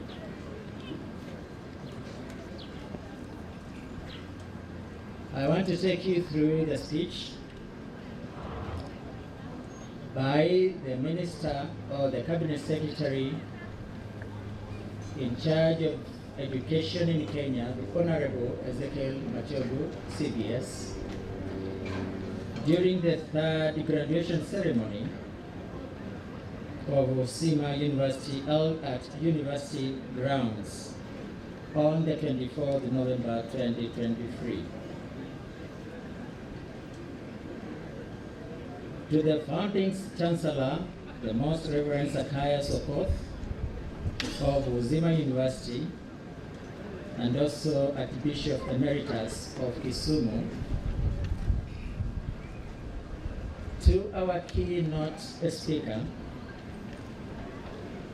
the Governor of Kisumu County, Professor Peter Anyang', esteemed members of the Board of Trustees of Uzima University, Chairman of Uzima University Council, CPA Nelson Otieno Alois, esteemed members of Uzima University Council, Reverend Dr. Cosmas Ragot, the Vice Chancellor of Uzima University,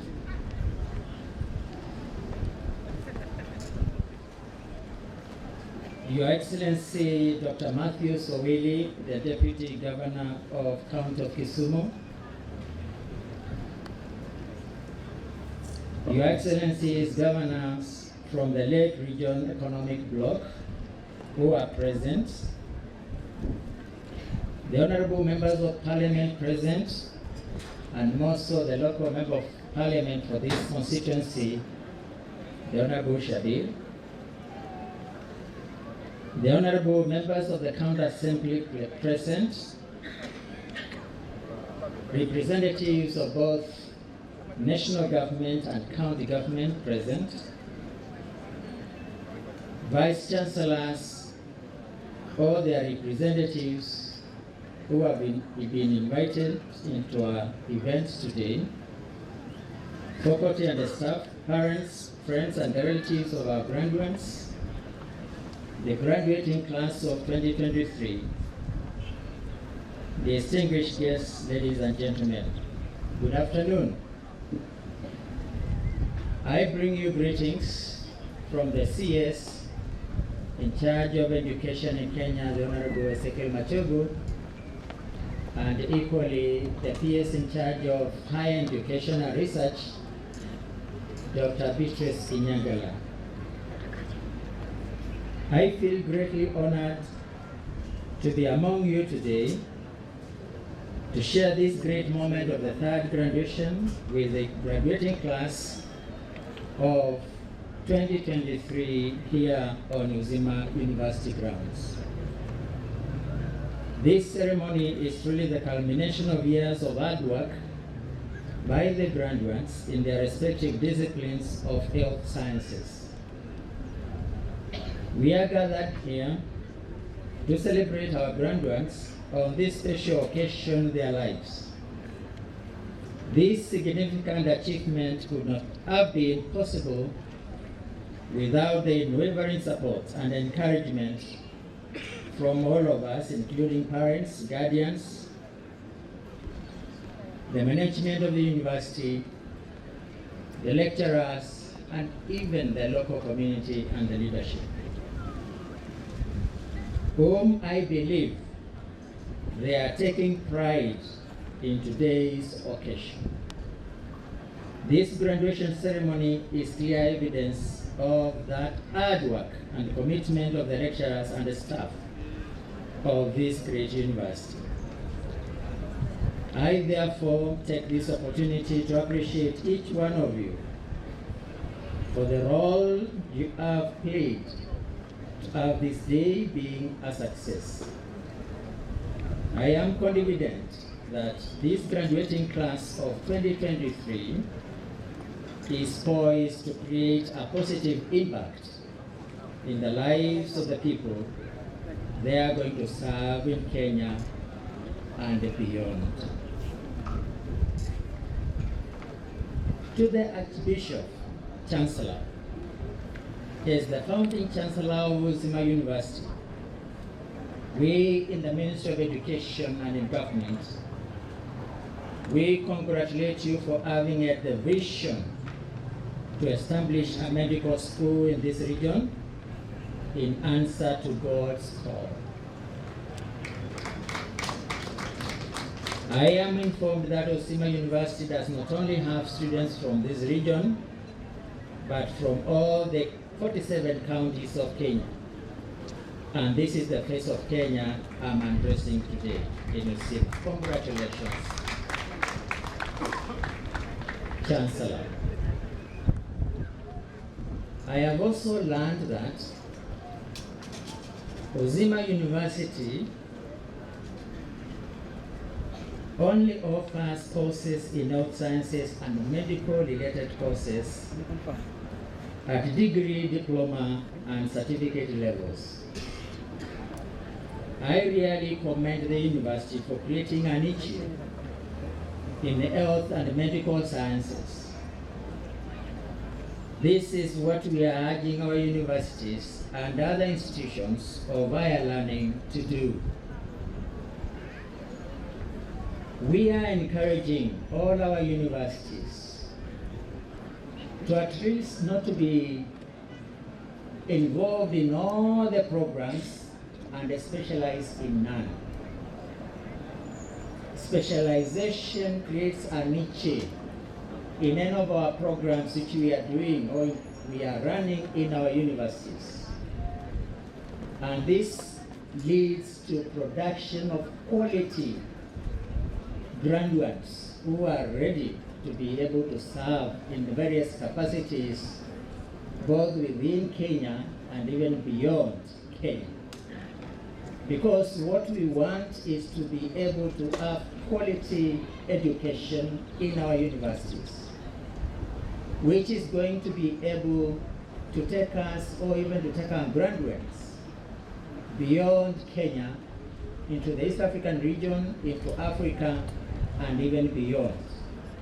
So the university we are talking about in Kenya, we in government, is a world-class education where we are preparing our students to be able to be competitive and they can be able to access any of the opportunities available both within and without all over the world. That is what we are looking for as a ministry. And therefore this element of specialization is key in our agenda as a government. We appreciate the efforts the university has involved itself in innovative research on health sciences in different capacities in supporting the Kenya health sector in our vision to achieve universal health care. And indeed, I do congratulate this university because health care is one pillar and a priority area in our government agenda. When we are talking about bottom-up transformation agenda in government today, health is one of the key pillars in that agenda. And I want to believe you as a university, you are making your contribution in this area of health in our country, and we do support. Uzima University opened its doors 10 years ago with only 13 students, and today the university has over 2,000 students. The university expects that soon undergraduate students who want to study medicine will come from the entire Anesea region, reaching students from Uganda, Tanzania, South Sudan, Sudan itself, Ethiopia, Rwanda, Burundi, Malawi, Zimbabwe, and other countries across the globe. Ladies and gentlemen, allow me to congratulate Uzima University Council and Uzima University Board of Management on the prestigious award the university received on the 22nd September 2023 in Dar es Salaam for being the most outstanding university of health sciences in the continent. Chancellor and your team, congratulations for this.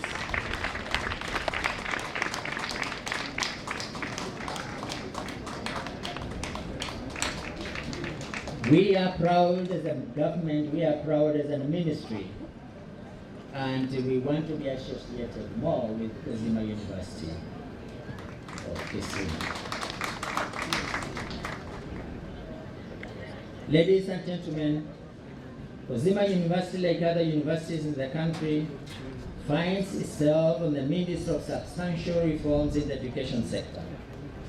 These reforms are aimed at crafting a more responsive education system, one that seeks to address the needs of this country and the globe at large. Our purpose in this engagement will require that each plays the pivotal role that we have been called upon to play. It is time for the management of this university to provide leadership that will allow the university to be an important player in midwifing these reforms.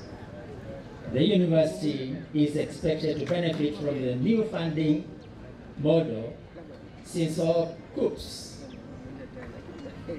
place students are eligible for government help loans. And I want to be able to add here from the comments of the previous speakers. It's important for all of us to be able to know that all those who want to apply for scholarships and the loans, there is a portal provided for. And each and every applicant who should be a student is supposed to be able to make efforts online to be able to apply. And when you apply, you will be graded.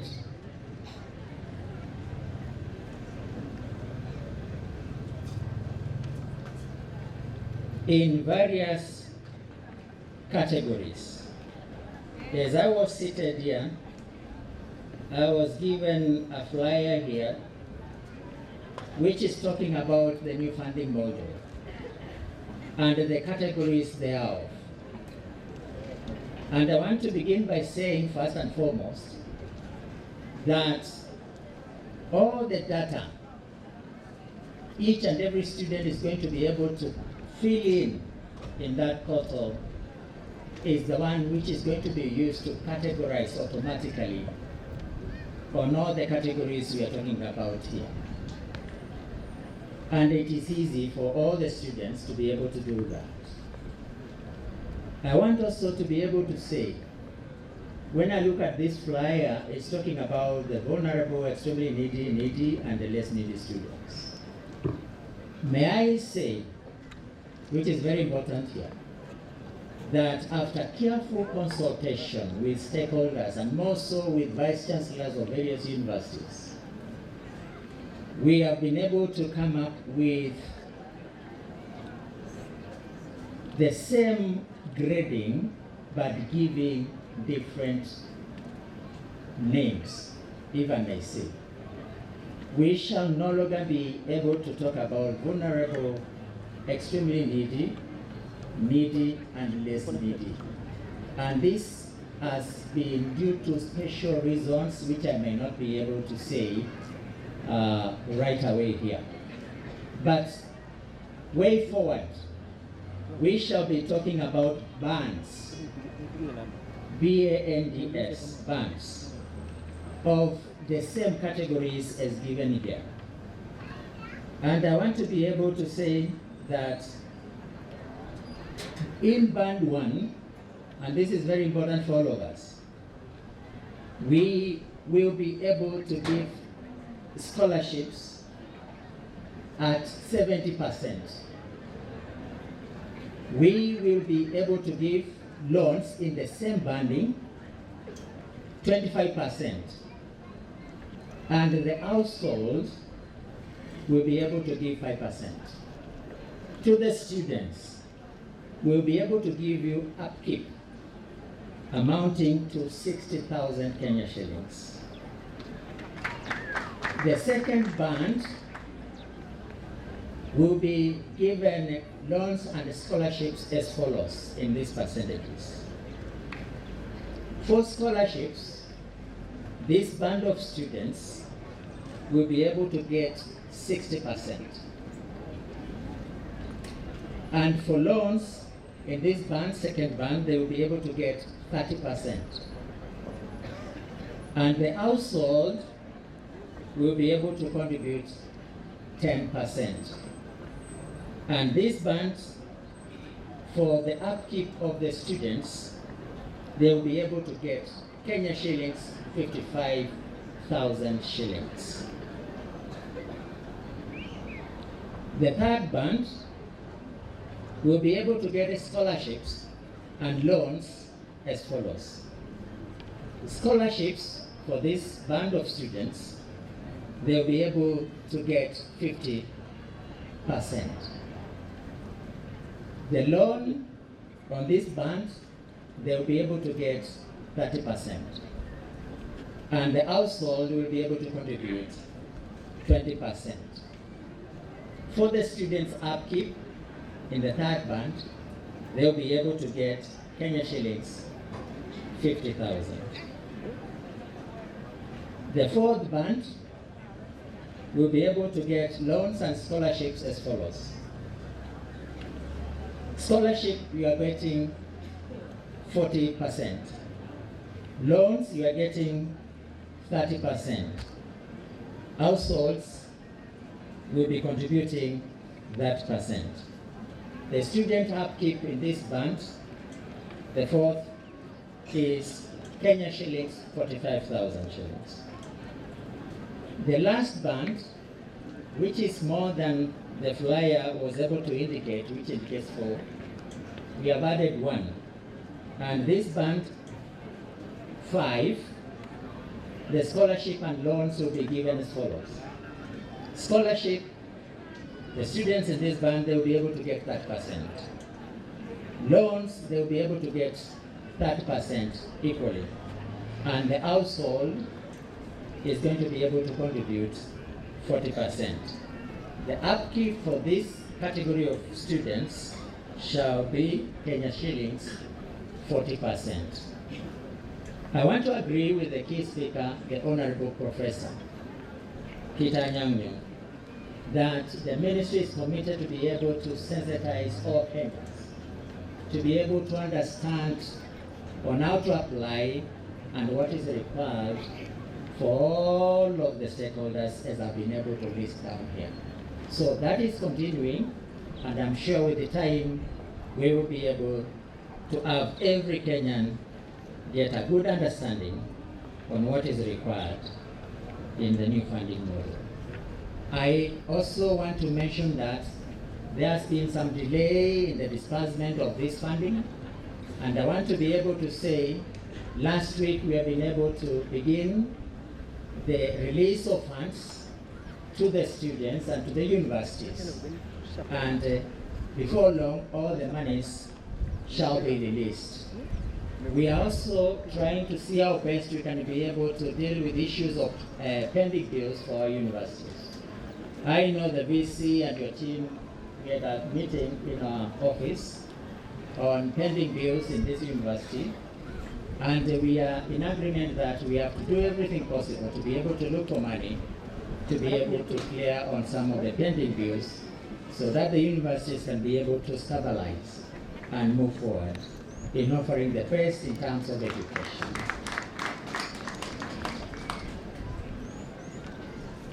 We still have to say this. We are laying a lot of emphasis on programs which are based on STEM and also on matters of research and innovation in our universities. Because as you quite well know, universities have three key mandates, and one is the training, which you have done very well in our universities. The other one is the research, and then the last one is on outreach programs.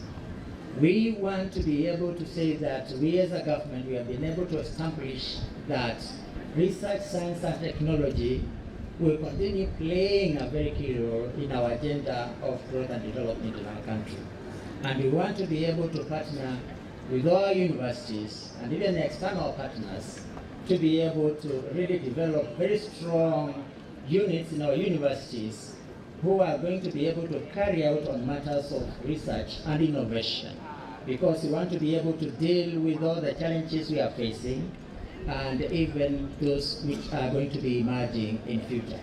And therefore I encourage the VCs and their management and the councils to be able to really focus on this area so that we can be able to have or create new knowledge and also solutions for the challenges we are facing as a society and even beyond. To the graduating class of 2023, today you are joining the Alumni Association of Uzima University. Uzima University becomes your alma mater. The university will strengthen its mechanisms for tapping into the wide alumni networks to mobilize resources for supporting the scholarship programs for the sake of students from humble backgrounds, that they too may achieve the milestone you have achieved today. And I want to make a contribution to this.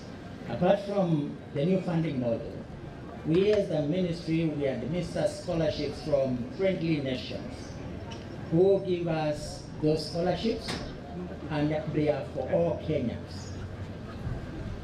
Majority of the scholarships are from the Commonwealth, China, Hungary, and many others.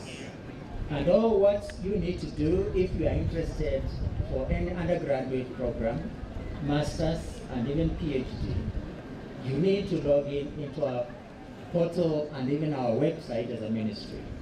And we will be sending circular letters to all the universities when we receive these offers from our friendly nations, so that all of you can be able to access and they can be able to make an effort to apply, so that you are supported. Because we want to do a lot of training in the area of masters and a lot of training also on PhD, so that we can be able to bridge the gap of staffing in most of our universities.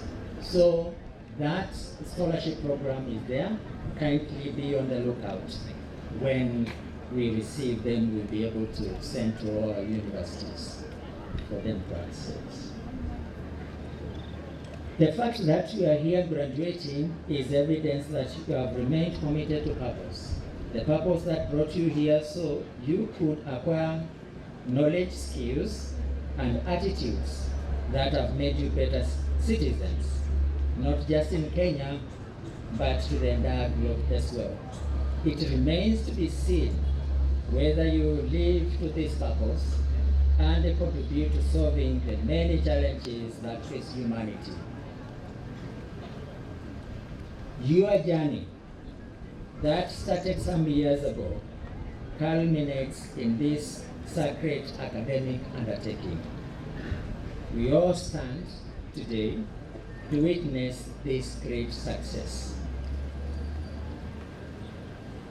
As I conclude my remarks, I urge you to be problem solvers and, where possible, job creators.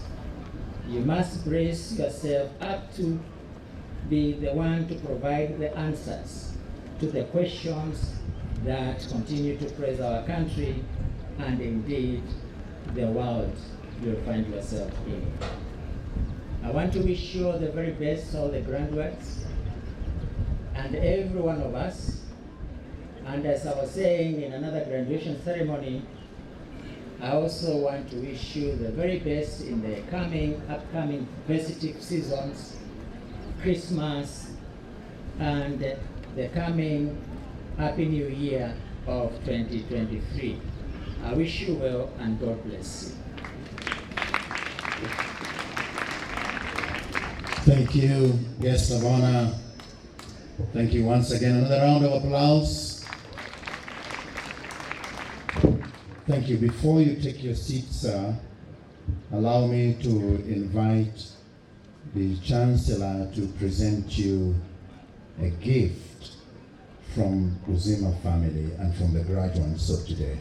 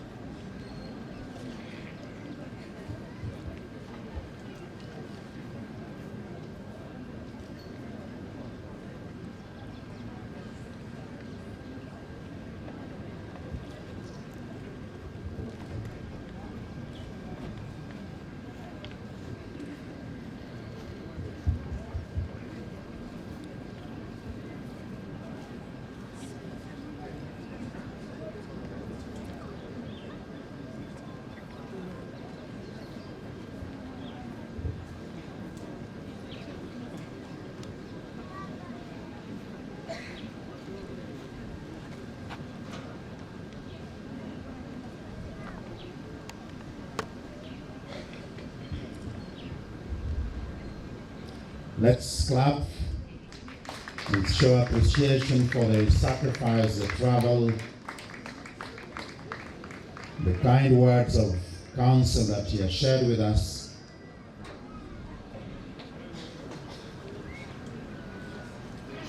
Thank you. Chancellor, sir, would ask you to remain and also give a gift to our keynote speaker, His Excellency Professor Peter Anyang', the Governor of the great county of Kisumu, who is also the chair of Lake Region Economic Bloc.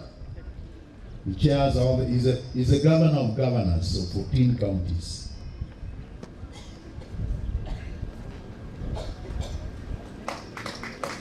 They are both chancellors. Now where chancellors are greeting one another, hapo wewe hauko huko.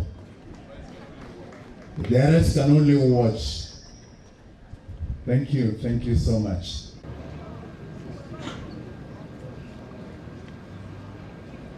Just one point. The chief guest, Mr. Frederick Nabuki, the Honorable Ezekiel Machogu, CBS EGA, Cabinet Secretary of Education of the Republic of Kenya. The keynote address speaker, Your Excellency Honorable Professor Peter Anyang', PhD and EGH, the Governor of the great county of Kisumu, and the United Nations Advisor on local and regional governance. Your Excellency Honorable Matthew Zuwili, Deputy Governor of Kisumu County, and member of the Board of Trustees of Uzima University. Members of the Board of Trustees of Uzima University. Chairman of Uzima University Council, CBA Nelson Uchino Alves. Esteemed members of Uzima University Council. honorable members of parliament, my friend Shabir is here, honorable members of county assembly, vice chancellors and representatives of other universities, government representatives, county commissioners, and security teams, representative of the Lake Region Economic Bloc, LREB, our financial partners, members of the family teaching, technical and support staff, members of the press, parents, relatives of graduates, graduating class of 2023, distinguished guests, ladies and gentlemen.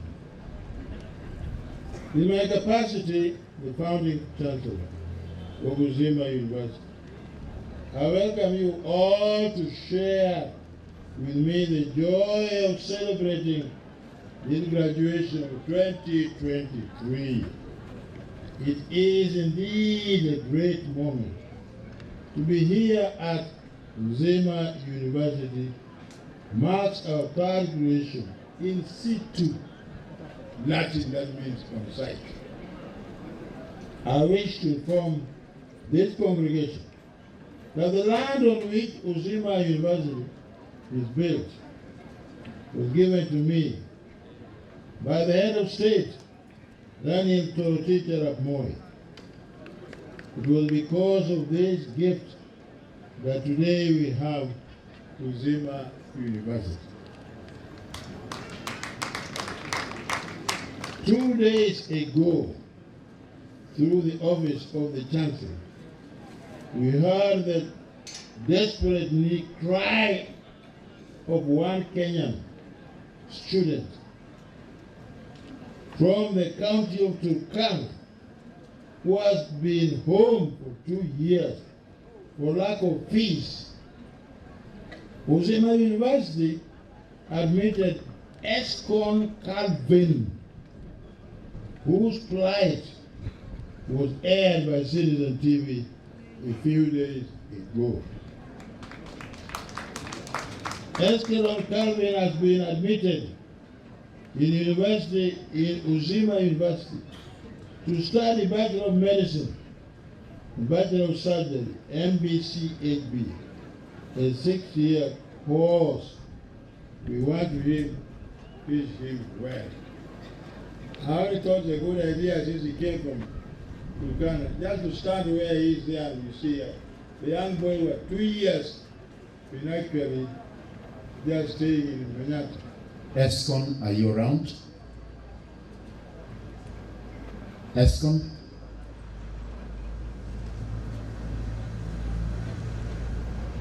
Okay.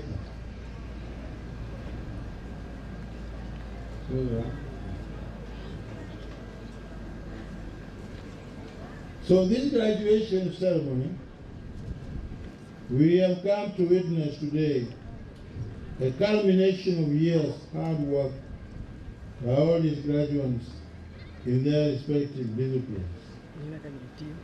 Join me in saluting them and in congratulating each one of them in maintaining focus, determination, and resilience.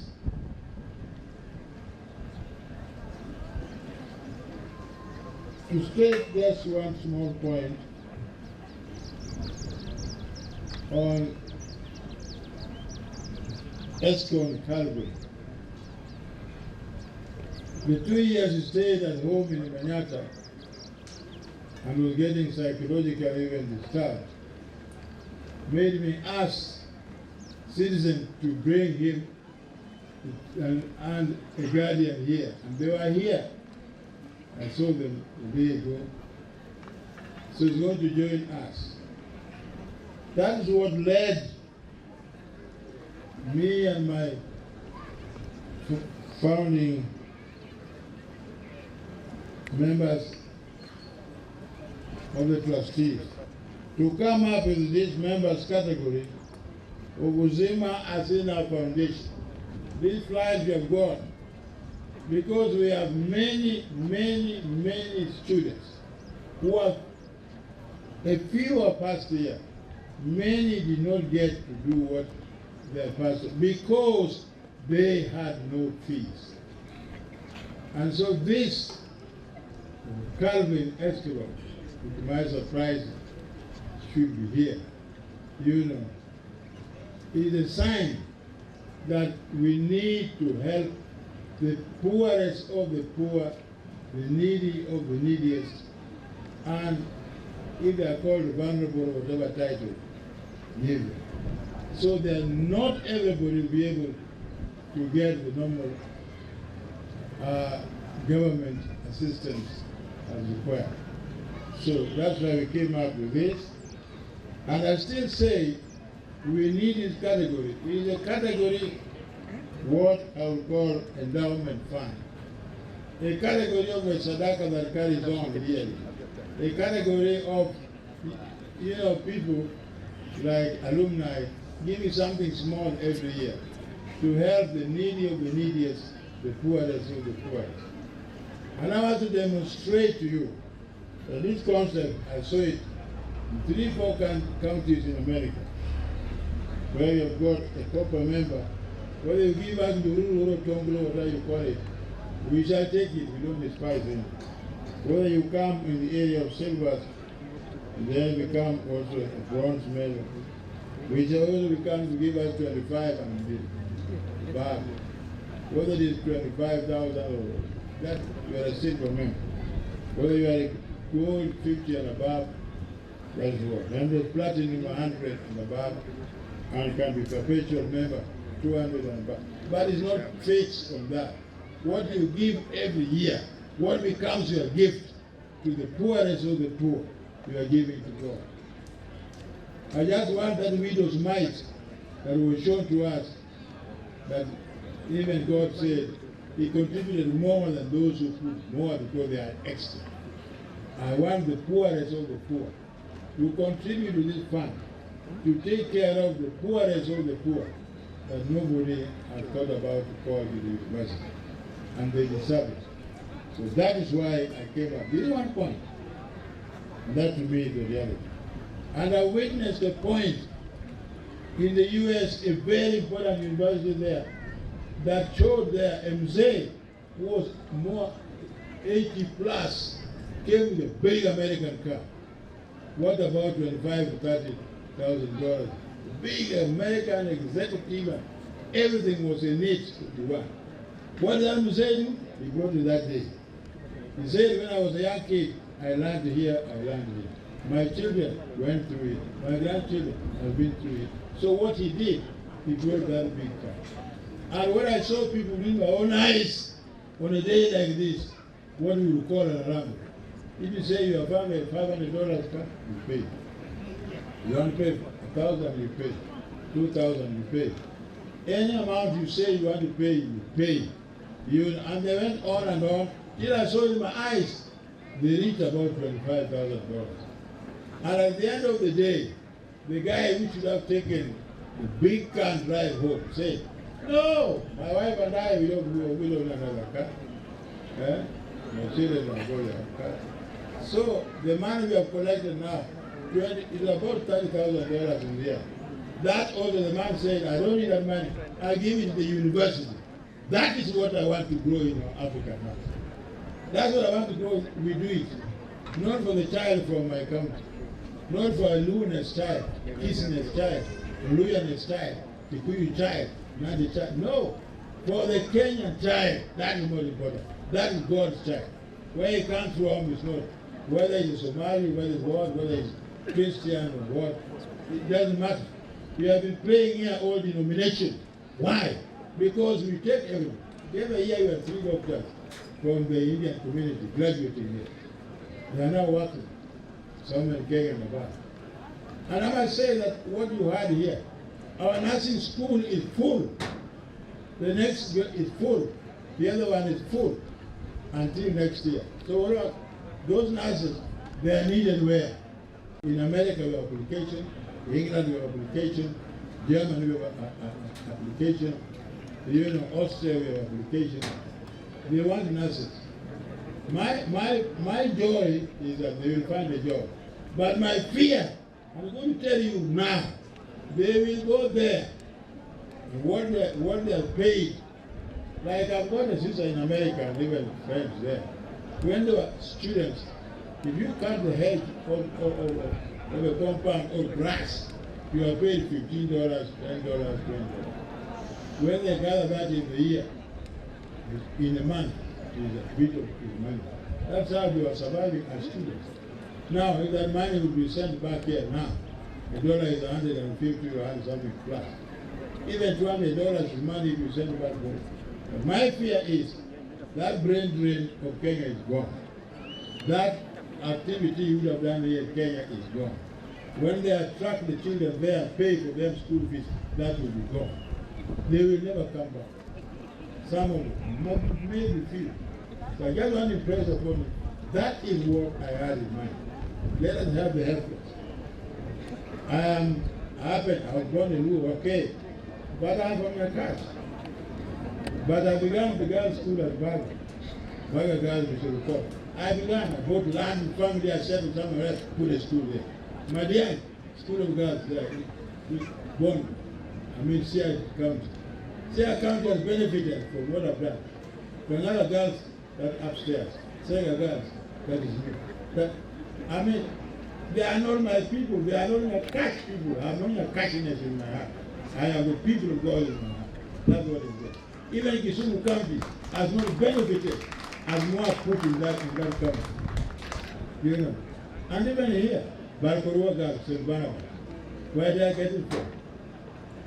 Just my friend and my overseas partner in local community. We can do it. But if those girls get educated to go overseas, so is Kodu girls, so is Bolo girls, so is Reru, meaning the other side is in the ways. So is Kibuye girls here outside secondary, to the primary school. So we don't do these things because you come from a tribe. There are many Muslims here. There are people here from Mandera, Garissa, and whatever. They are here. They profess the faith of Muhammad, Islam. So what? So be it. I was trained in a university where we were taught we can work with all denominations. You know, Professor mentioned Makare. I also came from a prestigious Roman university called Gregorian, where you go, when you are due for Cambridge or Oxford, then you can go there. We are not students who are brought up to think locally here. No, we have to think globally. So let us go global thinking. Let us help the poor. Whether it's from my location, that makes very difference. But something, God will bless those places. You know, Koru girls were not bad. Bolo girls were not bad. Even the Koru girls where Professor Kanti were not bad. St. Barnabas. Really, very also is in Sunday, the other side. So let us offer ourselves to give where nobody wants or has money to give, we can say no for. That's why that young man, Calvin Escalon, I wanted him to would have been here for you to see that he was lying in that Manyata for 2 years with a letter from Uzima University, and he could not find a place to come. He is now involved, engaged here. I don't know where the man is going to come from, but through God's help, we shall get him. He is there. Is Escalon here? No. Anyway, maybe they are running one part. So let us take the courage today that we appreciate all the government is doing for their also people. And our schools are benefited by their public. But those are private, nobody would like it. And we will come to their system. So for me, to the graduates of 2023 from Uzima University, you have cultivated a culture of hard work, values and virtues. May the Uzima University brand, which you have made part and parcel of your life, and you worthy place in the job market in the region, in the Republic of Kenya. Our Uzima brand, Uzima is life. So life is a brand. When I was in PBI, it being introduced that we should have had a referendum where life becomes also one of the acts of the Constitution. Because I said, no matter what you want to do in this world, no matter where you are, you must live fast. Latin says it very well. Now I'm going to put the one from it. Being vivere. You must be alive. If you're not alive, you can't go to body. You know? And people are waiting until they bring flowers when you die. Then they put on your grave. When are you seeing me? No? Anyway, the reality is, let us be happy when they're alive. Life is more important. Yesterday, the students, you know what I told you? We are here to preserve life. Preserve life, save life, keep us life. Whether it's the life of a young child, disabled, blind, deaf, what, we preserve it. That is what God has given you. That's life. We don't kill it. And therefore, we don't want to practice. I told the students yesterday, we don't want to practice abortion and other things. No sense, we are preserving life. If God decides to take somebody, yes, but don't cut away. Life can win this one. And even I can tell you, students, why you wanted overseas? Because they did away with that practice. They have one child, full stop. 2 children, go and get full stop. So now they have no one to take care of the 90 and 80 and 100-year-old. We are going there just help workers in those countries. So I'm saving life now for Kenya to have our own professionals. And I like what Shapira said here, and I want to say something added.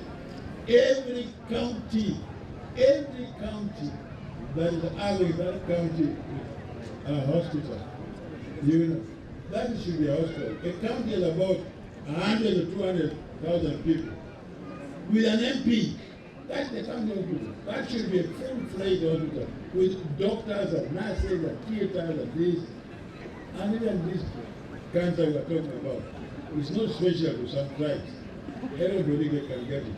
So let us avail these treatments even at the sub-county level, sub-county hospital. That should be hospital here with food and everything.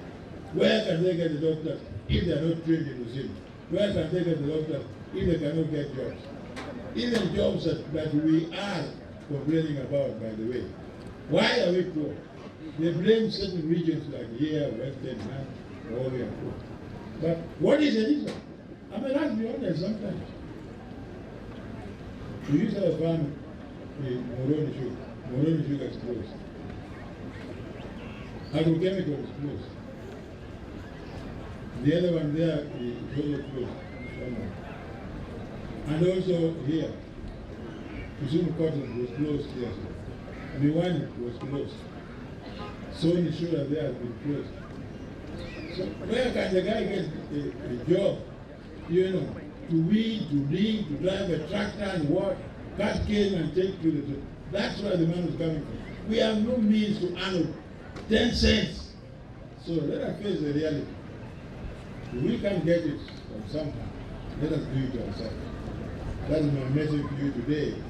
If we can get employment from ourselves, that's what we do. The solution of Kenya, and I'm not afraid to say it now, I can say it to people. One spelling. The first thing we could have saved this country was to have a 24/7, 24-hour work, whereby we have one shift up to 2, we change over up to 8 and 8 million. We would have given employment to all some of the most important areas of our university students who are sitting down with their parents, 3-4 children degrees, no jobs. That is the first thing. The little we have, we put our hands together and share. So that is the end of my speech. And for me, finally, we are joining Alumni Association of Uzima University. Today, your graduation, Uzima University has become your alma mater. You have become part and parcel of Uzima, present, past, and future. Therefore, we will rely on you to strengthen the alumni network, and mobilize resources in support of scholarship so that the disadvantaged students who come to Uzima University may also join the Uzima Foundation. I wish you well. God bless you. On you, each one of you. Thank you. Let's give a round of applause to the Chancellor. He has a lot documented in his book, which is upcoming, and a must read for all of us. Before he leaves the podium, I would ask the Governor of Kisumu County to give him a gift. Chancellor anapeana tu gift kwa Chancellor mwenzake. Sisi tunabaki tukipiga makofi. Asante sana. And also the Vice Chancellor will also receive his gift.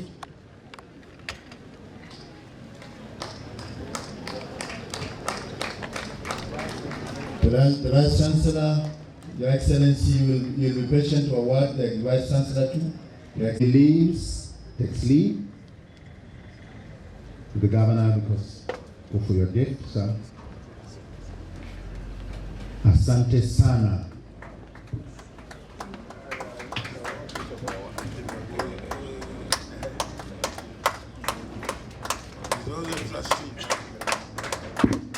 Dr. Matthew Zoili is also a member of the Board of Trustees of Uzima University. Thank you. The hour has come. The time is now. When your name is called as a graduate, we would expect you to come out in that queue and spread out and receive your degrees.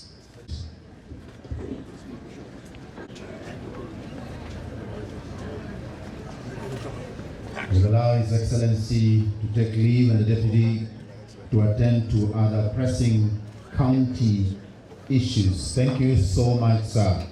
Let's give him a round of applause as he leaves with his team. Who have successfully satisfied the requirements for conferment of the degree of Bachelor of Medicine and Bachelor of Surgery. Professor Gandhi. This is covered for the audience to understand. Number two, medical students will not be off today. We used to off them during graduation, but that function was taken away by Kenya medical practitioners and date is cancelled.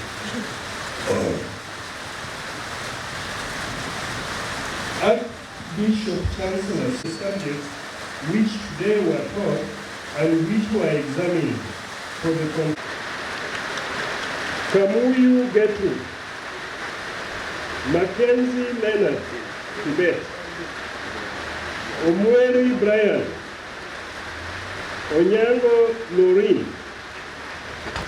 Otaro Leonard, Utieno Jessica, Pilcha Christine Nsana, Waka Ben Midega, Were Tom.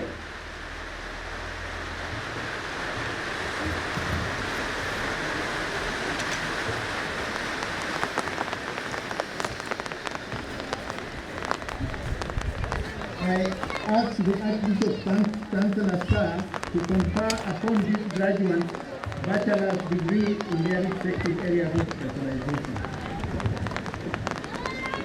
On the recommendation of the Senate, and by virtue of the authority vested in me by the University Council, I confer upon you the degree of Bachelor of Medicine and Bachelor of Surgery from Uzima University.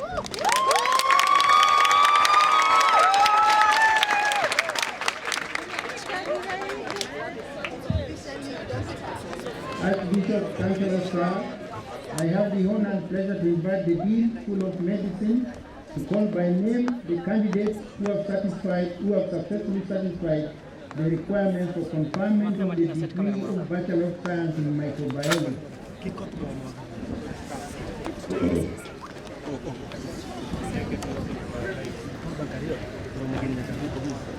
Archbishop Councillor Sir, the following 3 candidates satisfied the School of Medicine Board of Examiners and the Senate in all the subjects which they were taught and which they were examined for the conferment of the degree of Bachelor of Science in Microbiology of Uzima University, for which I have the honor to present.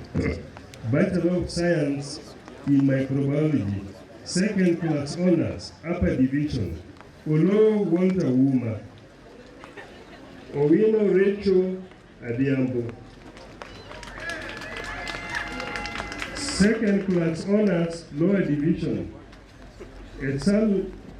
Etsalimba Etsipoko Edward.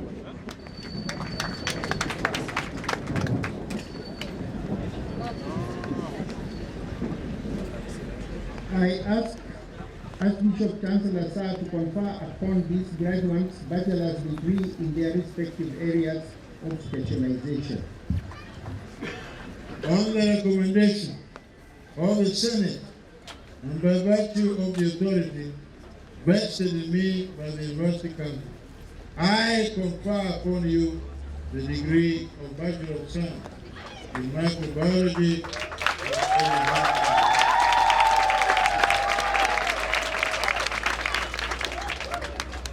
Archbishop Chancellor Sir, I have the honor and pleasure to invite the Dean School of Clinical Medicine to call by name the candidates who have successfully satisfied the requirements for conferment of the degree of Bachelor of Science in Clinical Medicine.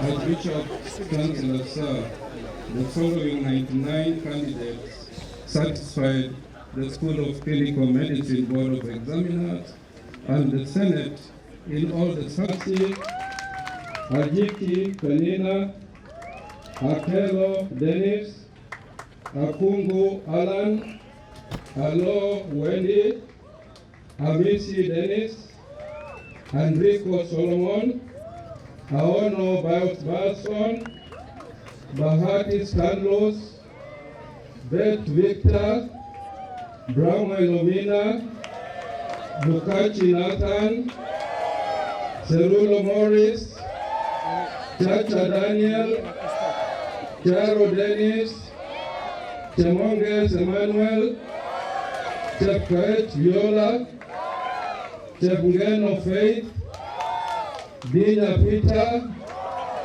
Eric Owiti, Faluma Paul, Fiona Mijide, Batunio Mary, God Walter, Hassan Abdullahi, Jebet Ivy, John Bosco, Joseph Miriam, Juma Kandi, Kadenge Charlie, Kadima Agri, Kamau Moses, Kamau Stephen, Kangaliki Ahadi, Karioki Daniel, Katai Boniface, Kemboi Dennis, Kemboi Hilary, Kenny Enid, Kielu Matthew, Kinywa Lewis, Kioko Joel, Kialo Ivy, Laja Immaculate, Masharia Joram, Maina Peter, Maingi Banadeta, Mamo Ibrahim, Malaoni Brian, Miltenik Mudumiku, Mima Elizabeth, Mogire Jedida, Mokua Judith, Moseti Felix, Muchui Phineas, Mugambi Simon, Muhammad Mahmoud, Mahmoud Mohammed Tori, Mururi David, Murango Kelly, Mwangi Gerald, Mwasame Payana, Mwilu Lina, Nderitu David, Nderitu Emmanuel, Ndirangu Francis, Ngare Kevin, Ngugi Martin, Njeka Habaku, Njuguna Evans, Nyamoya Paul, Nyanchongi Faith, Nyandai Kelvin, Nzau Shadrach, Nzioka Benjamin, Odhiambo Naftali, Odwor Sibian, Ojambo Mona Lisa, Ojuang Basil, Okute Roderick, Orlando Geoffrey, Olango Joyce, Omosa Catherine, Omuga Clinton, Omuroka Solomon, Onsare Jackson, Orenge Yusuf, Oyamo Ephraim, Owigo Lavenda, Robert Oukro, Rotich Emmanuel, Safari Samuel, Simeon Noel, Sipati Mediatrix, Tabu Sami, Luo Daniel, Sofa Hadija, Wanjiru Balil, and Wakesa Ian.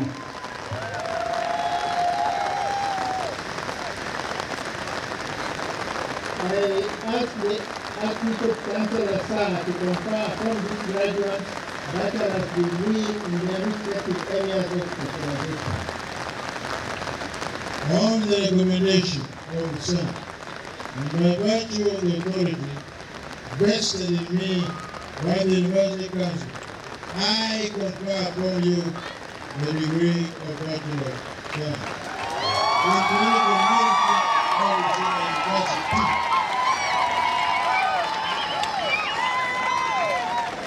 Archbishop Chancellor Sana, I have the honor and pleasure to invite the Dean School of Nursing to call by name the candidates who have successfully satisfied the requirements for conferment of the degree of Bachelor of Science in Nursing.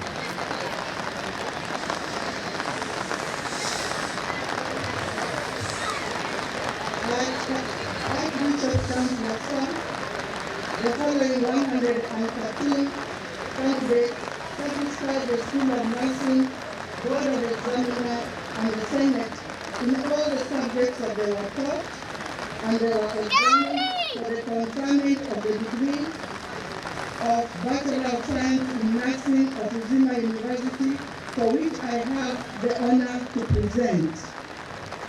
Bachelor of Science in Nursing, Abuga Fanis, Aiko Walter, Akumu Antoinette, Adebeta Mercy, Anunda Monica, Award Helen, Baraka Emmanuel, Dor Joy, Butoke Abdallah, Burundi Grace, Tebet Karen, Tebgen Nixon, Temutai Sharon, Tekwenyo Enoch, Tekwemoy Daisy, Tekweri Brenda, Togo George, Dorcas Tekwech, Bechugo Jacqueline, Innocent Jabez, Tekoske Kelsey, Chepton Beauty, Kadimi Kamisa, Kalani Lea, Karuni Stephen, Kazungu Emmanuel, Kemboy Karen, Kimani Jane, Kanaya John, Kipkoech Naftali, Kiplangat Noel, Kipbetich Gideon, Kipbetich Owen, Kiprono Dennis, Kipkorir Collins, Kipros Wanzira, Kirui Eno, Kirumi Nema Bukami, Kisaka Cecilia, Kiano Ivy, Langat Brian, Lamoko Sophia,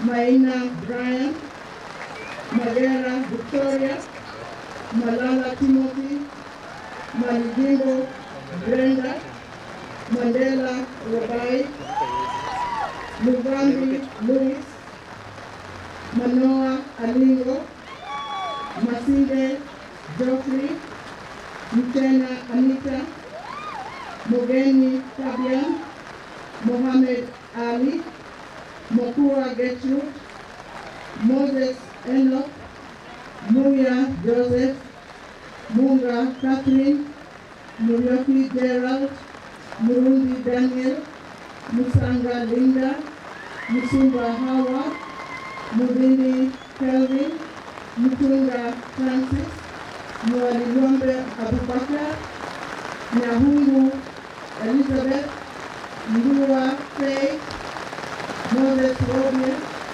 Nana Zakaria, Nyatich Wilfred, Nyandoni Bridget, Nyapina Judith, Nyandieka Agnes, Nyawade Kevin, Henry Nino, Nyongesa Catherine, Zau Faith, Ochieng Victor, Odhiambo Navras, Ogola Olga, Ogola Steve, Okongo Millicent, Okoth Jane, Okoth Stephen Ochieng, Olango Bruce Peter, Obango Delvin, Obango Fiona Tabu, Omia Janet Anyango, Omondi Cecilia Awino, Omondi Jeannie Omondi, Omondi Noel, Omulo Damaris Akot, Omonga Rebecca Achieng, Onyango Franklin Bet, Onyango Linda Achieng, Onyango Faustin, Opondo Beldin, Otura Edward Odhiambo, Ouko Felix Ondigi, Ouma Kelvin, Owana Ann, Ralek George, Petemoy Dennis, Rono Amon, Rose Arwal Deng, Rotich Kate Kiplegon, Ruto Agata Chepos Gay, Samuel Rita Sindi, Wambua Derek Mutua, Wandera Cynthia Achieng, Wandera Cynthia Atini, Wanyoni Ann Napula, Wasamba Aquilin Natasha, Wewa Paul, Zakaria Asenet,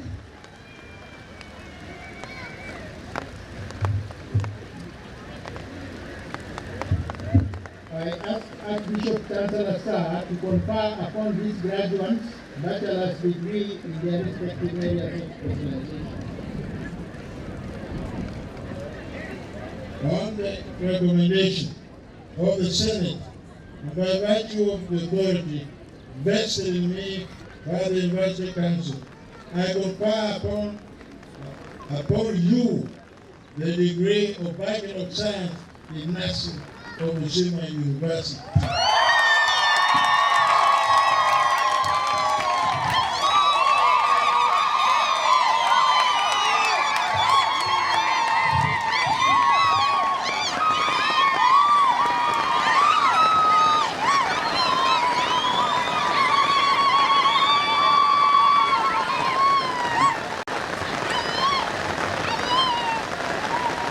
Archbishop Chancellor Sir, I have the honor and pleasure to invite the Dean School of Clinical Medicine to call by name the candidates who have successfully satisfied the requirements for the award of Diploma in Clinical Medicine and Surgery.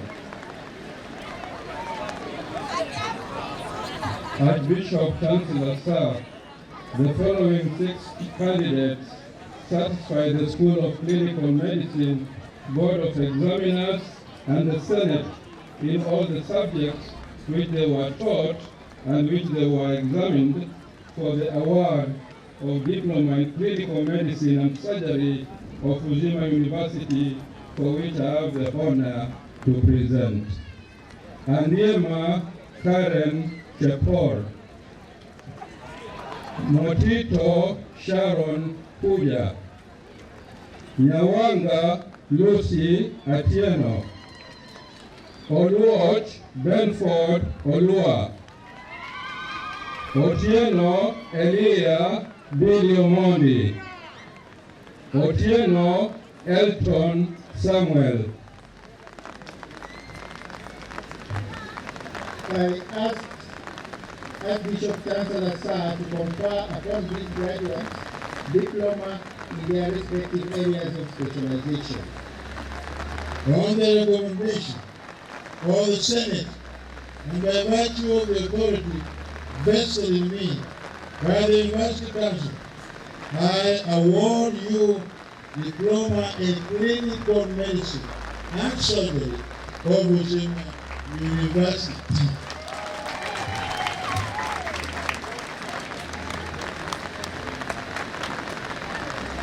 Archbishop Chancellor Sir, I have the honor and pleasure to invite the Dean School of Clinical Medicine to call by name the candidates who have successfully satisfied the requirements for the award of Diploma in Community Health and Development.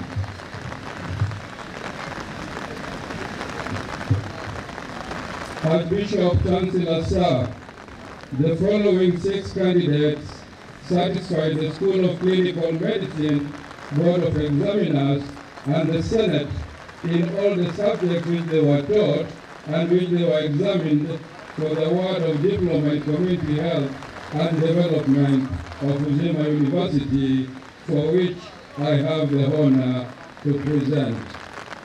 Akinyi Clara Grace. Anjengi Sharon. Margaret Awuor Ouma. Okelo Ann Atieno. Simiyu Catherine Nangila.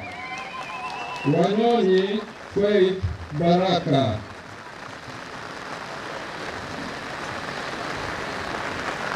I ask Archbishop Chancellor Sir to confer upon these graduates diploma in their respective areas of specialization.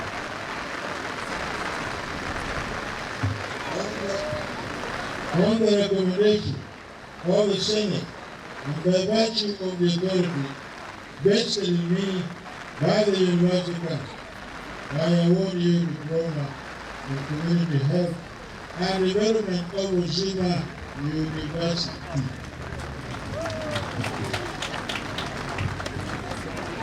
Archbishop Chancellor Sir, I have the honor and pleasure to invite the Dean School of Nursing to call by name the candidates who have successfully satisfied the requirements for the award of Diploma in Health Records and Information Management.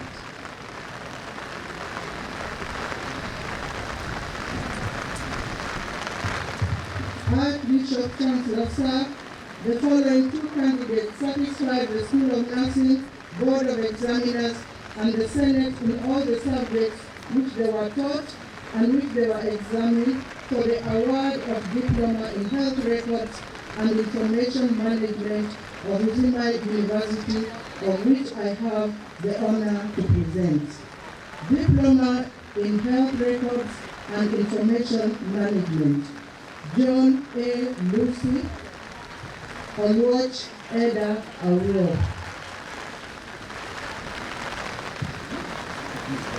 On the recommendation of the Senate, and by virtue of the authority vested in me by the University Council, I award you the diploma of Health Records and Information Management of Uzima University. Archbishop Chancellor Sir, I have the honor and pleasure to invite the principal St. Catherine School of Nursing to call by name the candidates who have successfully satisfied the requirements for the award of Diploma in Registered Community Health Nursing.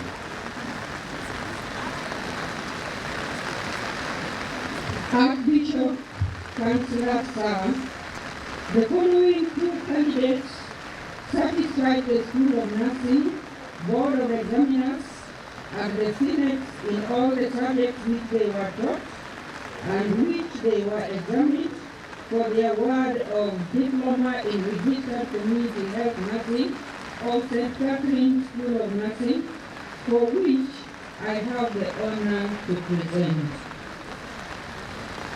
Miariak Witchbot Kwek, Ogero Hospita Joyce,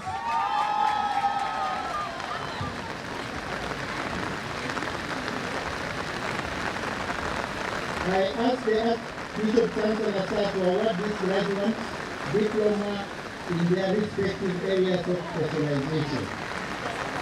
On the recommendation of the Senate, and by virtue of the authority vested in me by the University Council, I award you diploma in registered community health nursing of St. Catherine School of Nursing.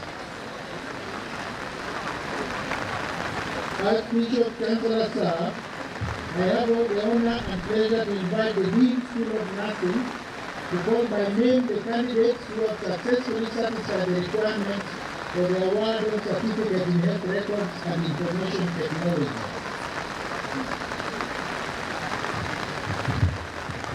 Archbishop Chancellor Sir, the following 12 candidates satisfy the School of Nursing, Board of Examiner, and the Senate in all the subjects which they were taught and which they were examined for the award of Certificate in Health Records and Information Technology of Uzima University, for which I have the honor to present.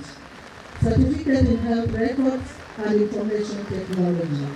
And I, Sharon Peter, Chacha Jacqueline Award, Cherono Lynn, Esther Angai, Grace Blessing, Nyongesa Magdalene Naliaka, Osoro Samuel Amenya, Ogola Teresa Award, Oyaro Rudia Barongo, Ouma Elizabeth Atieno, Sitati Kweri Nekesa, Wanjala Ian Wekesa.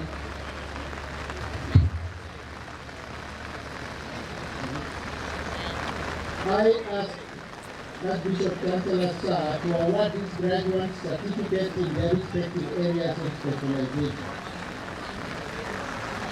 On the recommendation of the Senate, and by virtue of the authority vested in me by the University Council, I award you certificate in health records and information technology of Uzima University.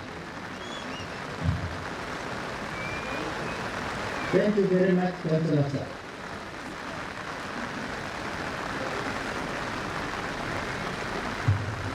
Now it is time to take oath for the various schools. We're starting with the School of Clinical Medicine. Dean School of Medicine, Clinical Medicine, sorry.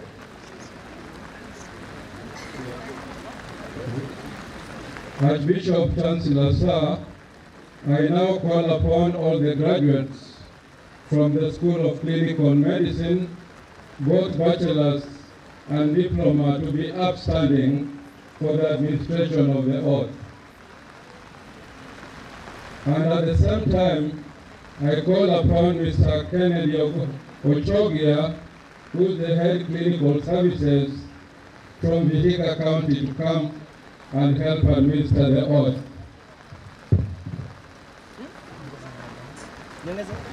All the lecturers in the department and the school should also be upstanding. Thank you, Dr. Andrew.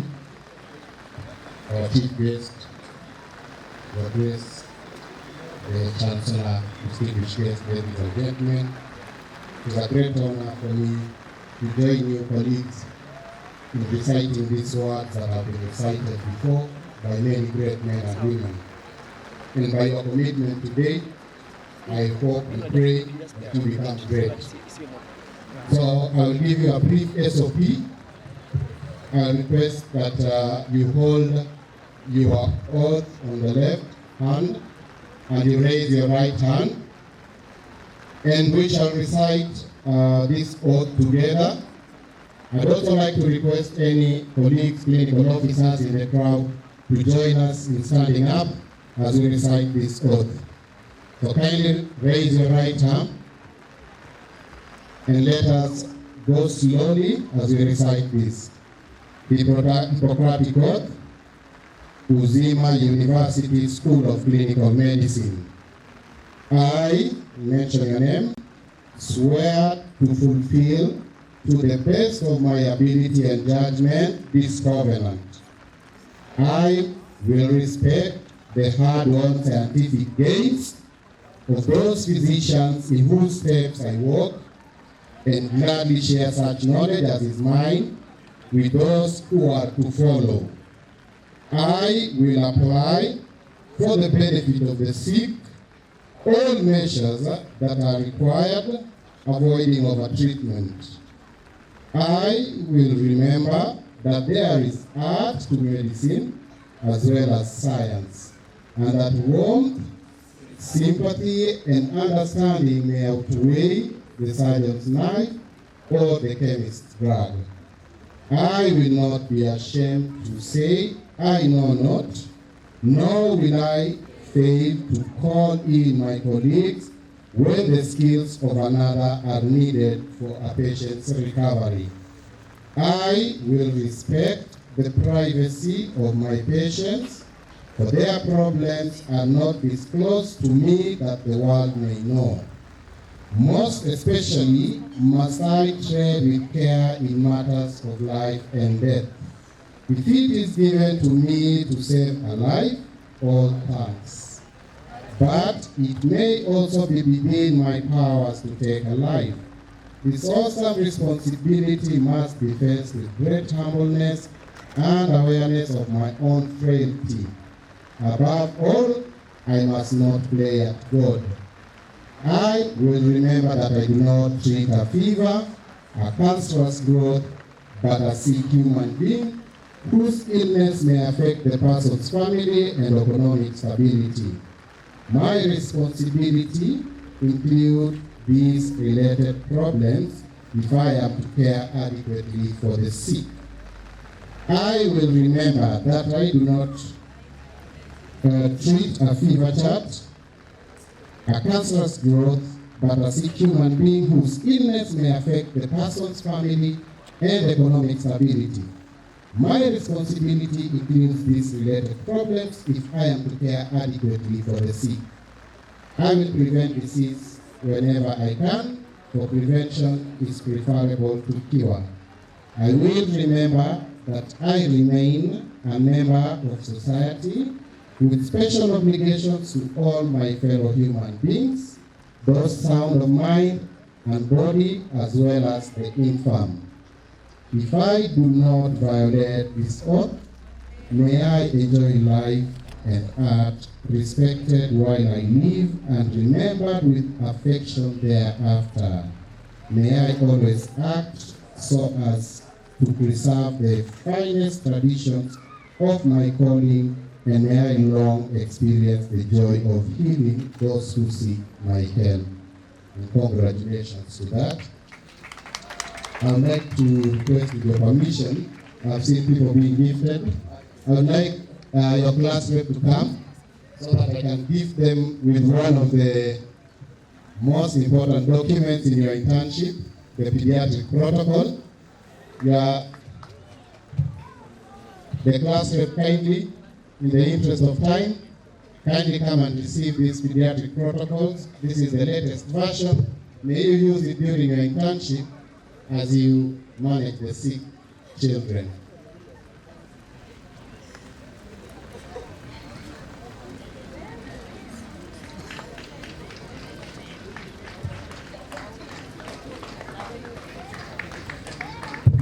As they come, let's appreciate them. Congratulations. Let's appreciate them. You share. So you share with them. Yeah. Asante sana. You will share. All the three class reps are there representing different political interests. You understand? May I call upon the Dean School of Nursing to lead in the candle lighting and oath for the School of Nursing.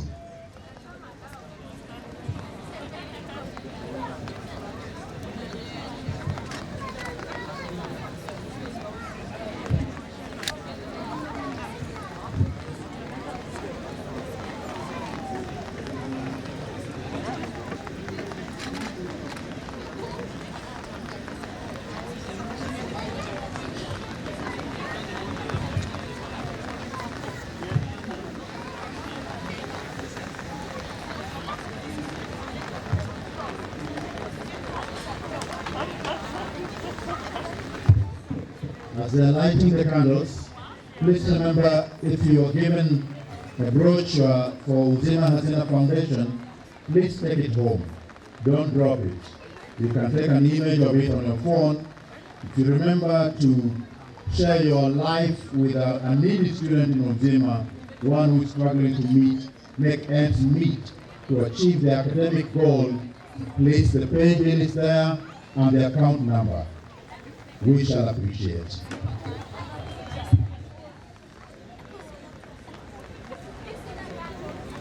The candle lighting will be led by the Director of Nursing Services, the Kisumu County Hospital. That is one of the hospitals that we normally use for the students' placement. Millicent, hello.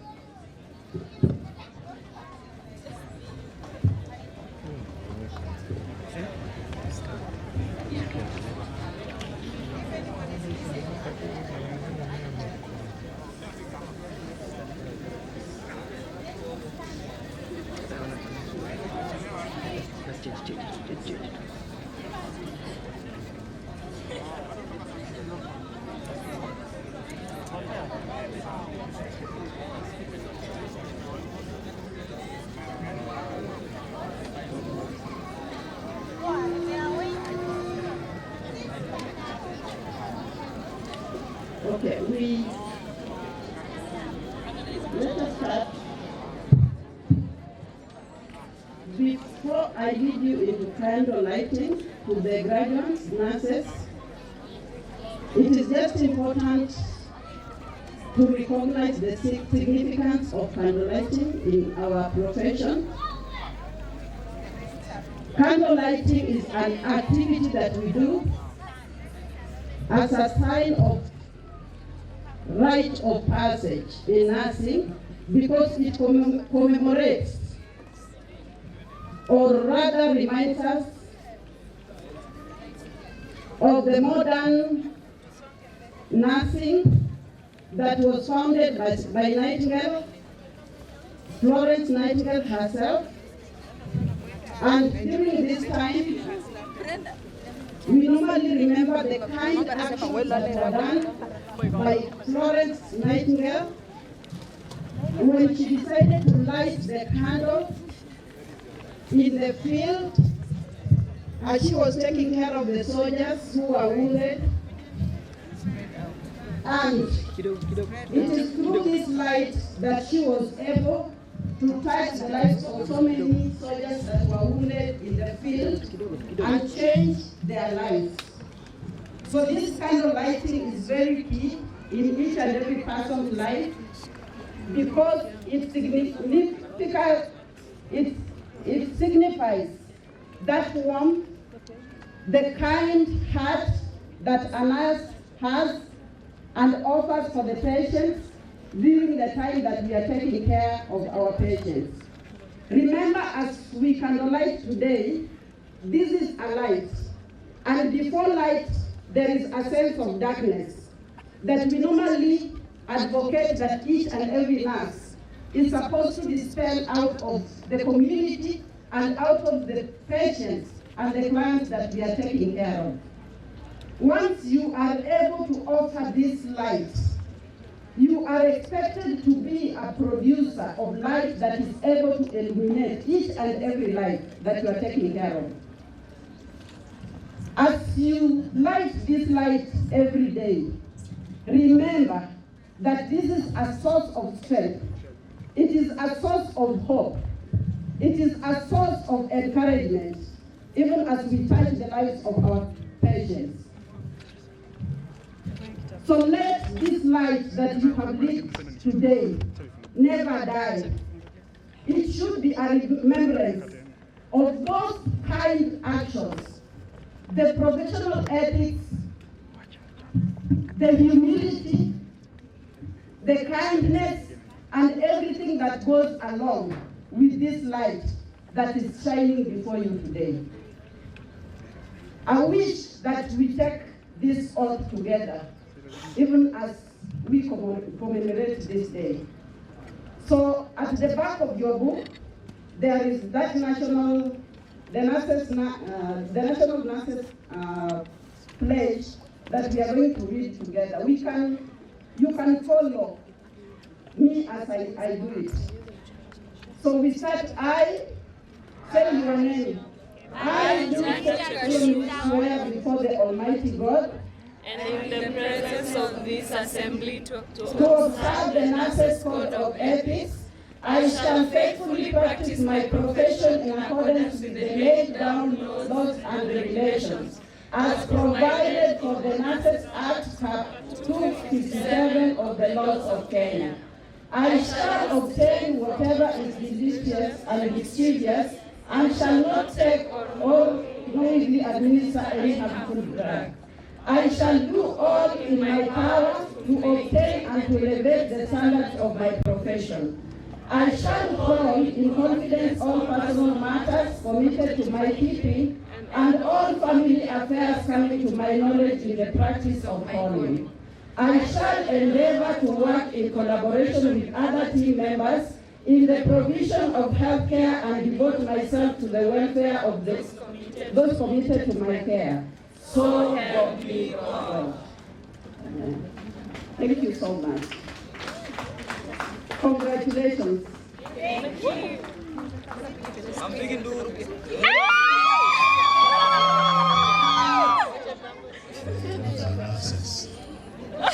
Let's give them another round of applause. They look very beautiful, ready to serve. Since the School of Medicine took their oath,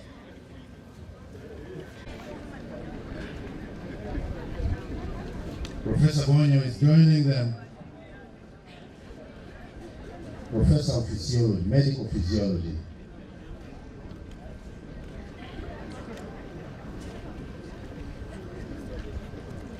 Thank you, Professor Muga, the guru.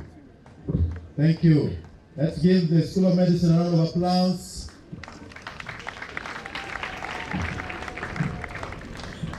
Photographer zimeisha. Imetosha. Hii inaenda. Haya. You can take your seats. Take your seats.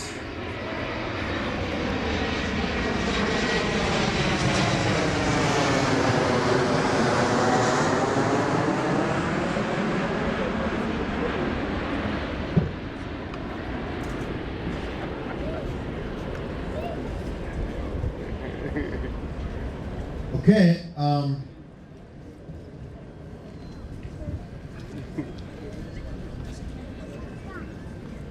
since the outstanding students in the various schools did not pick their kids. So kindly move forward and pick your kids, because if you don't pick them, we will go and resell them. Can you move now, please? Health records, as they come, health records get ready for the oaths.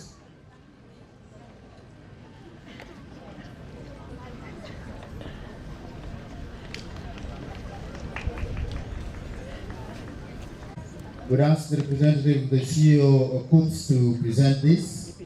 Daktari, please. Dr. Lord, please. We move there. So we have Gertrude Kamoyo. Asante sana. Nyariam, which go got bell quick.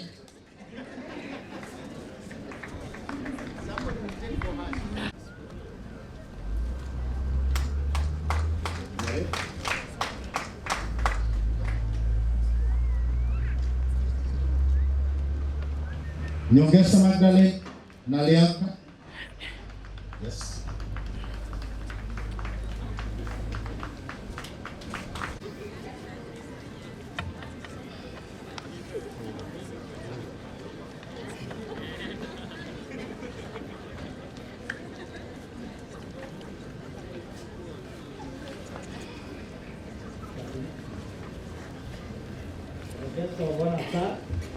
All protocols observed.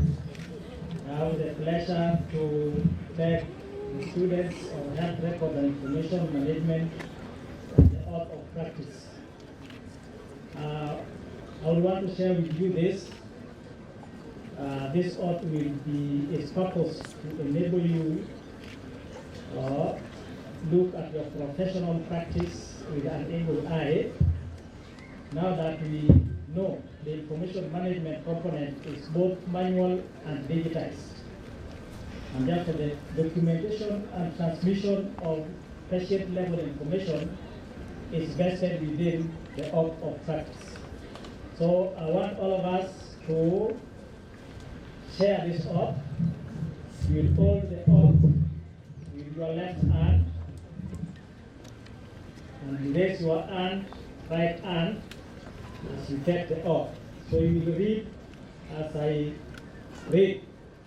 I, you say your name. I, Health Records and Information Officer,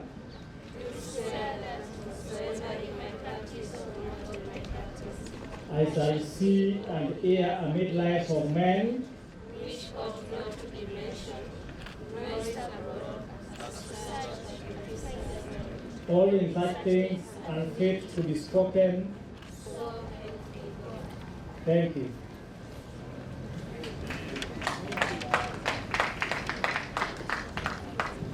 Thank you. Let's give another round of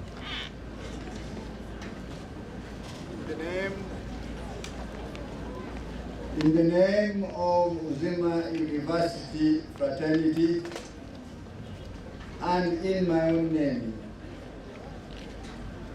I wish to take this opportunity to thank in a very special way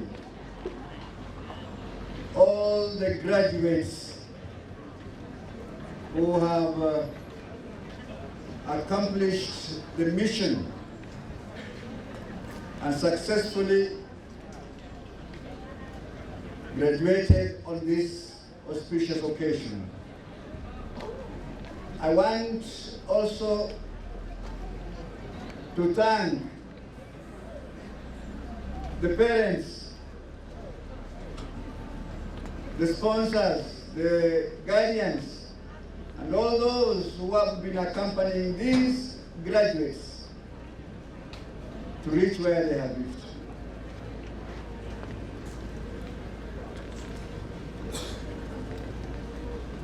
And finally, I wish to thank our guest of honor and the chief guest, Chief Guest Speaker, for gracing this occasion with their presence. To the Chair of Uzima University Council, you have made us proud. What has been accomplished here has been accomplished because of your work. The members of management, the Senate, have done a commendable job to reach us this far. We thank you for your leadership. And to Most Reverend Zacchaeus Okoth, Founding Chancellor, and Archbishop Emeritus of Kisumu, we will remain ever indebted to you as the vision holder. You had the vision, we implemented it, and today, through you, we have graduates who are doctors, nurses, clinical officers, microbiologists, community health, as well as health record keepers. We will ever remain grateful to you, Your Grace. Thank you. Do not get tired, and continue supporting Uzima University through Uzima University Founders Fund and Uzima University Uzima Hazina Foundation, which all of us will be magnanimous enough to contribute to. With those few announcements, I am most grateful to this congregation of today.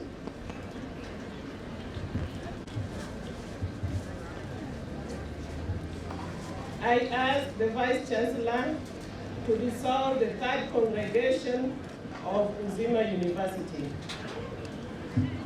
May we be all upstanding.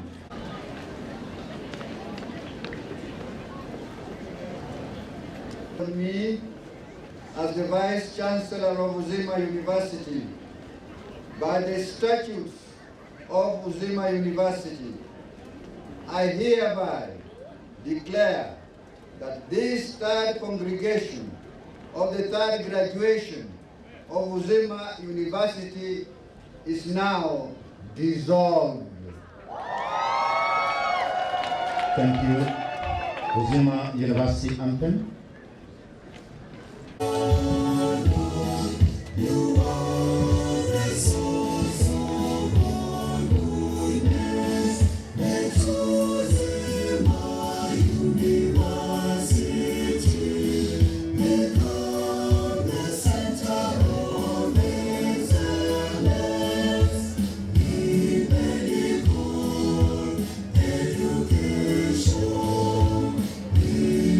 Education,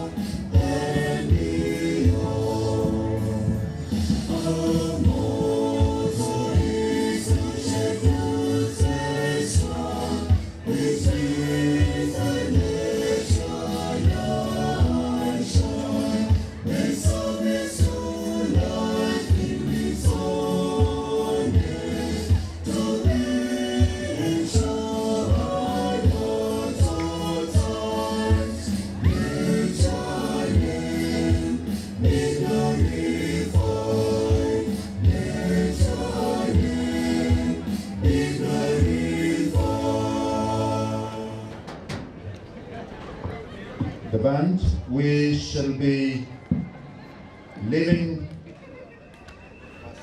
in the reverse order. The band, please.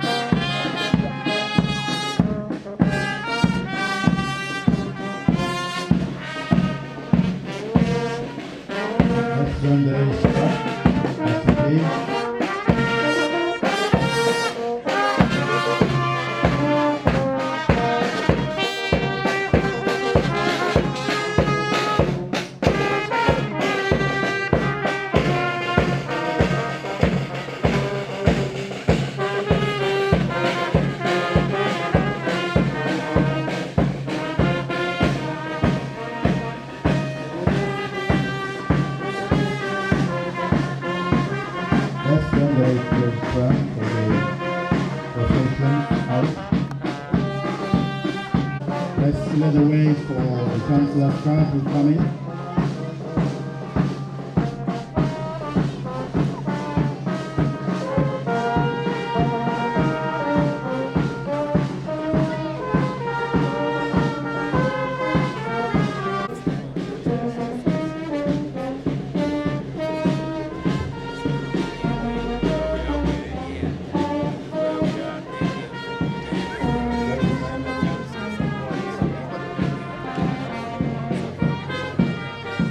Done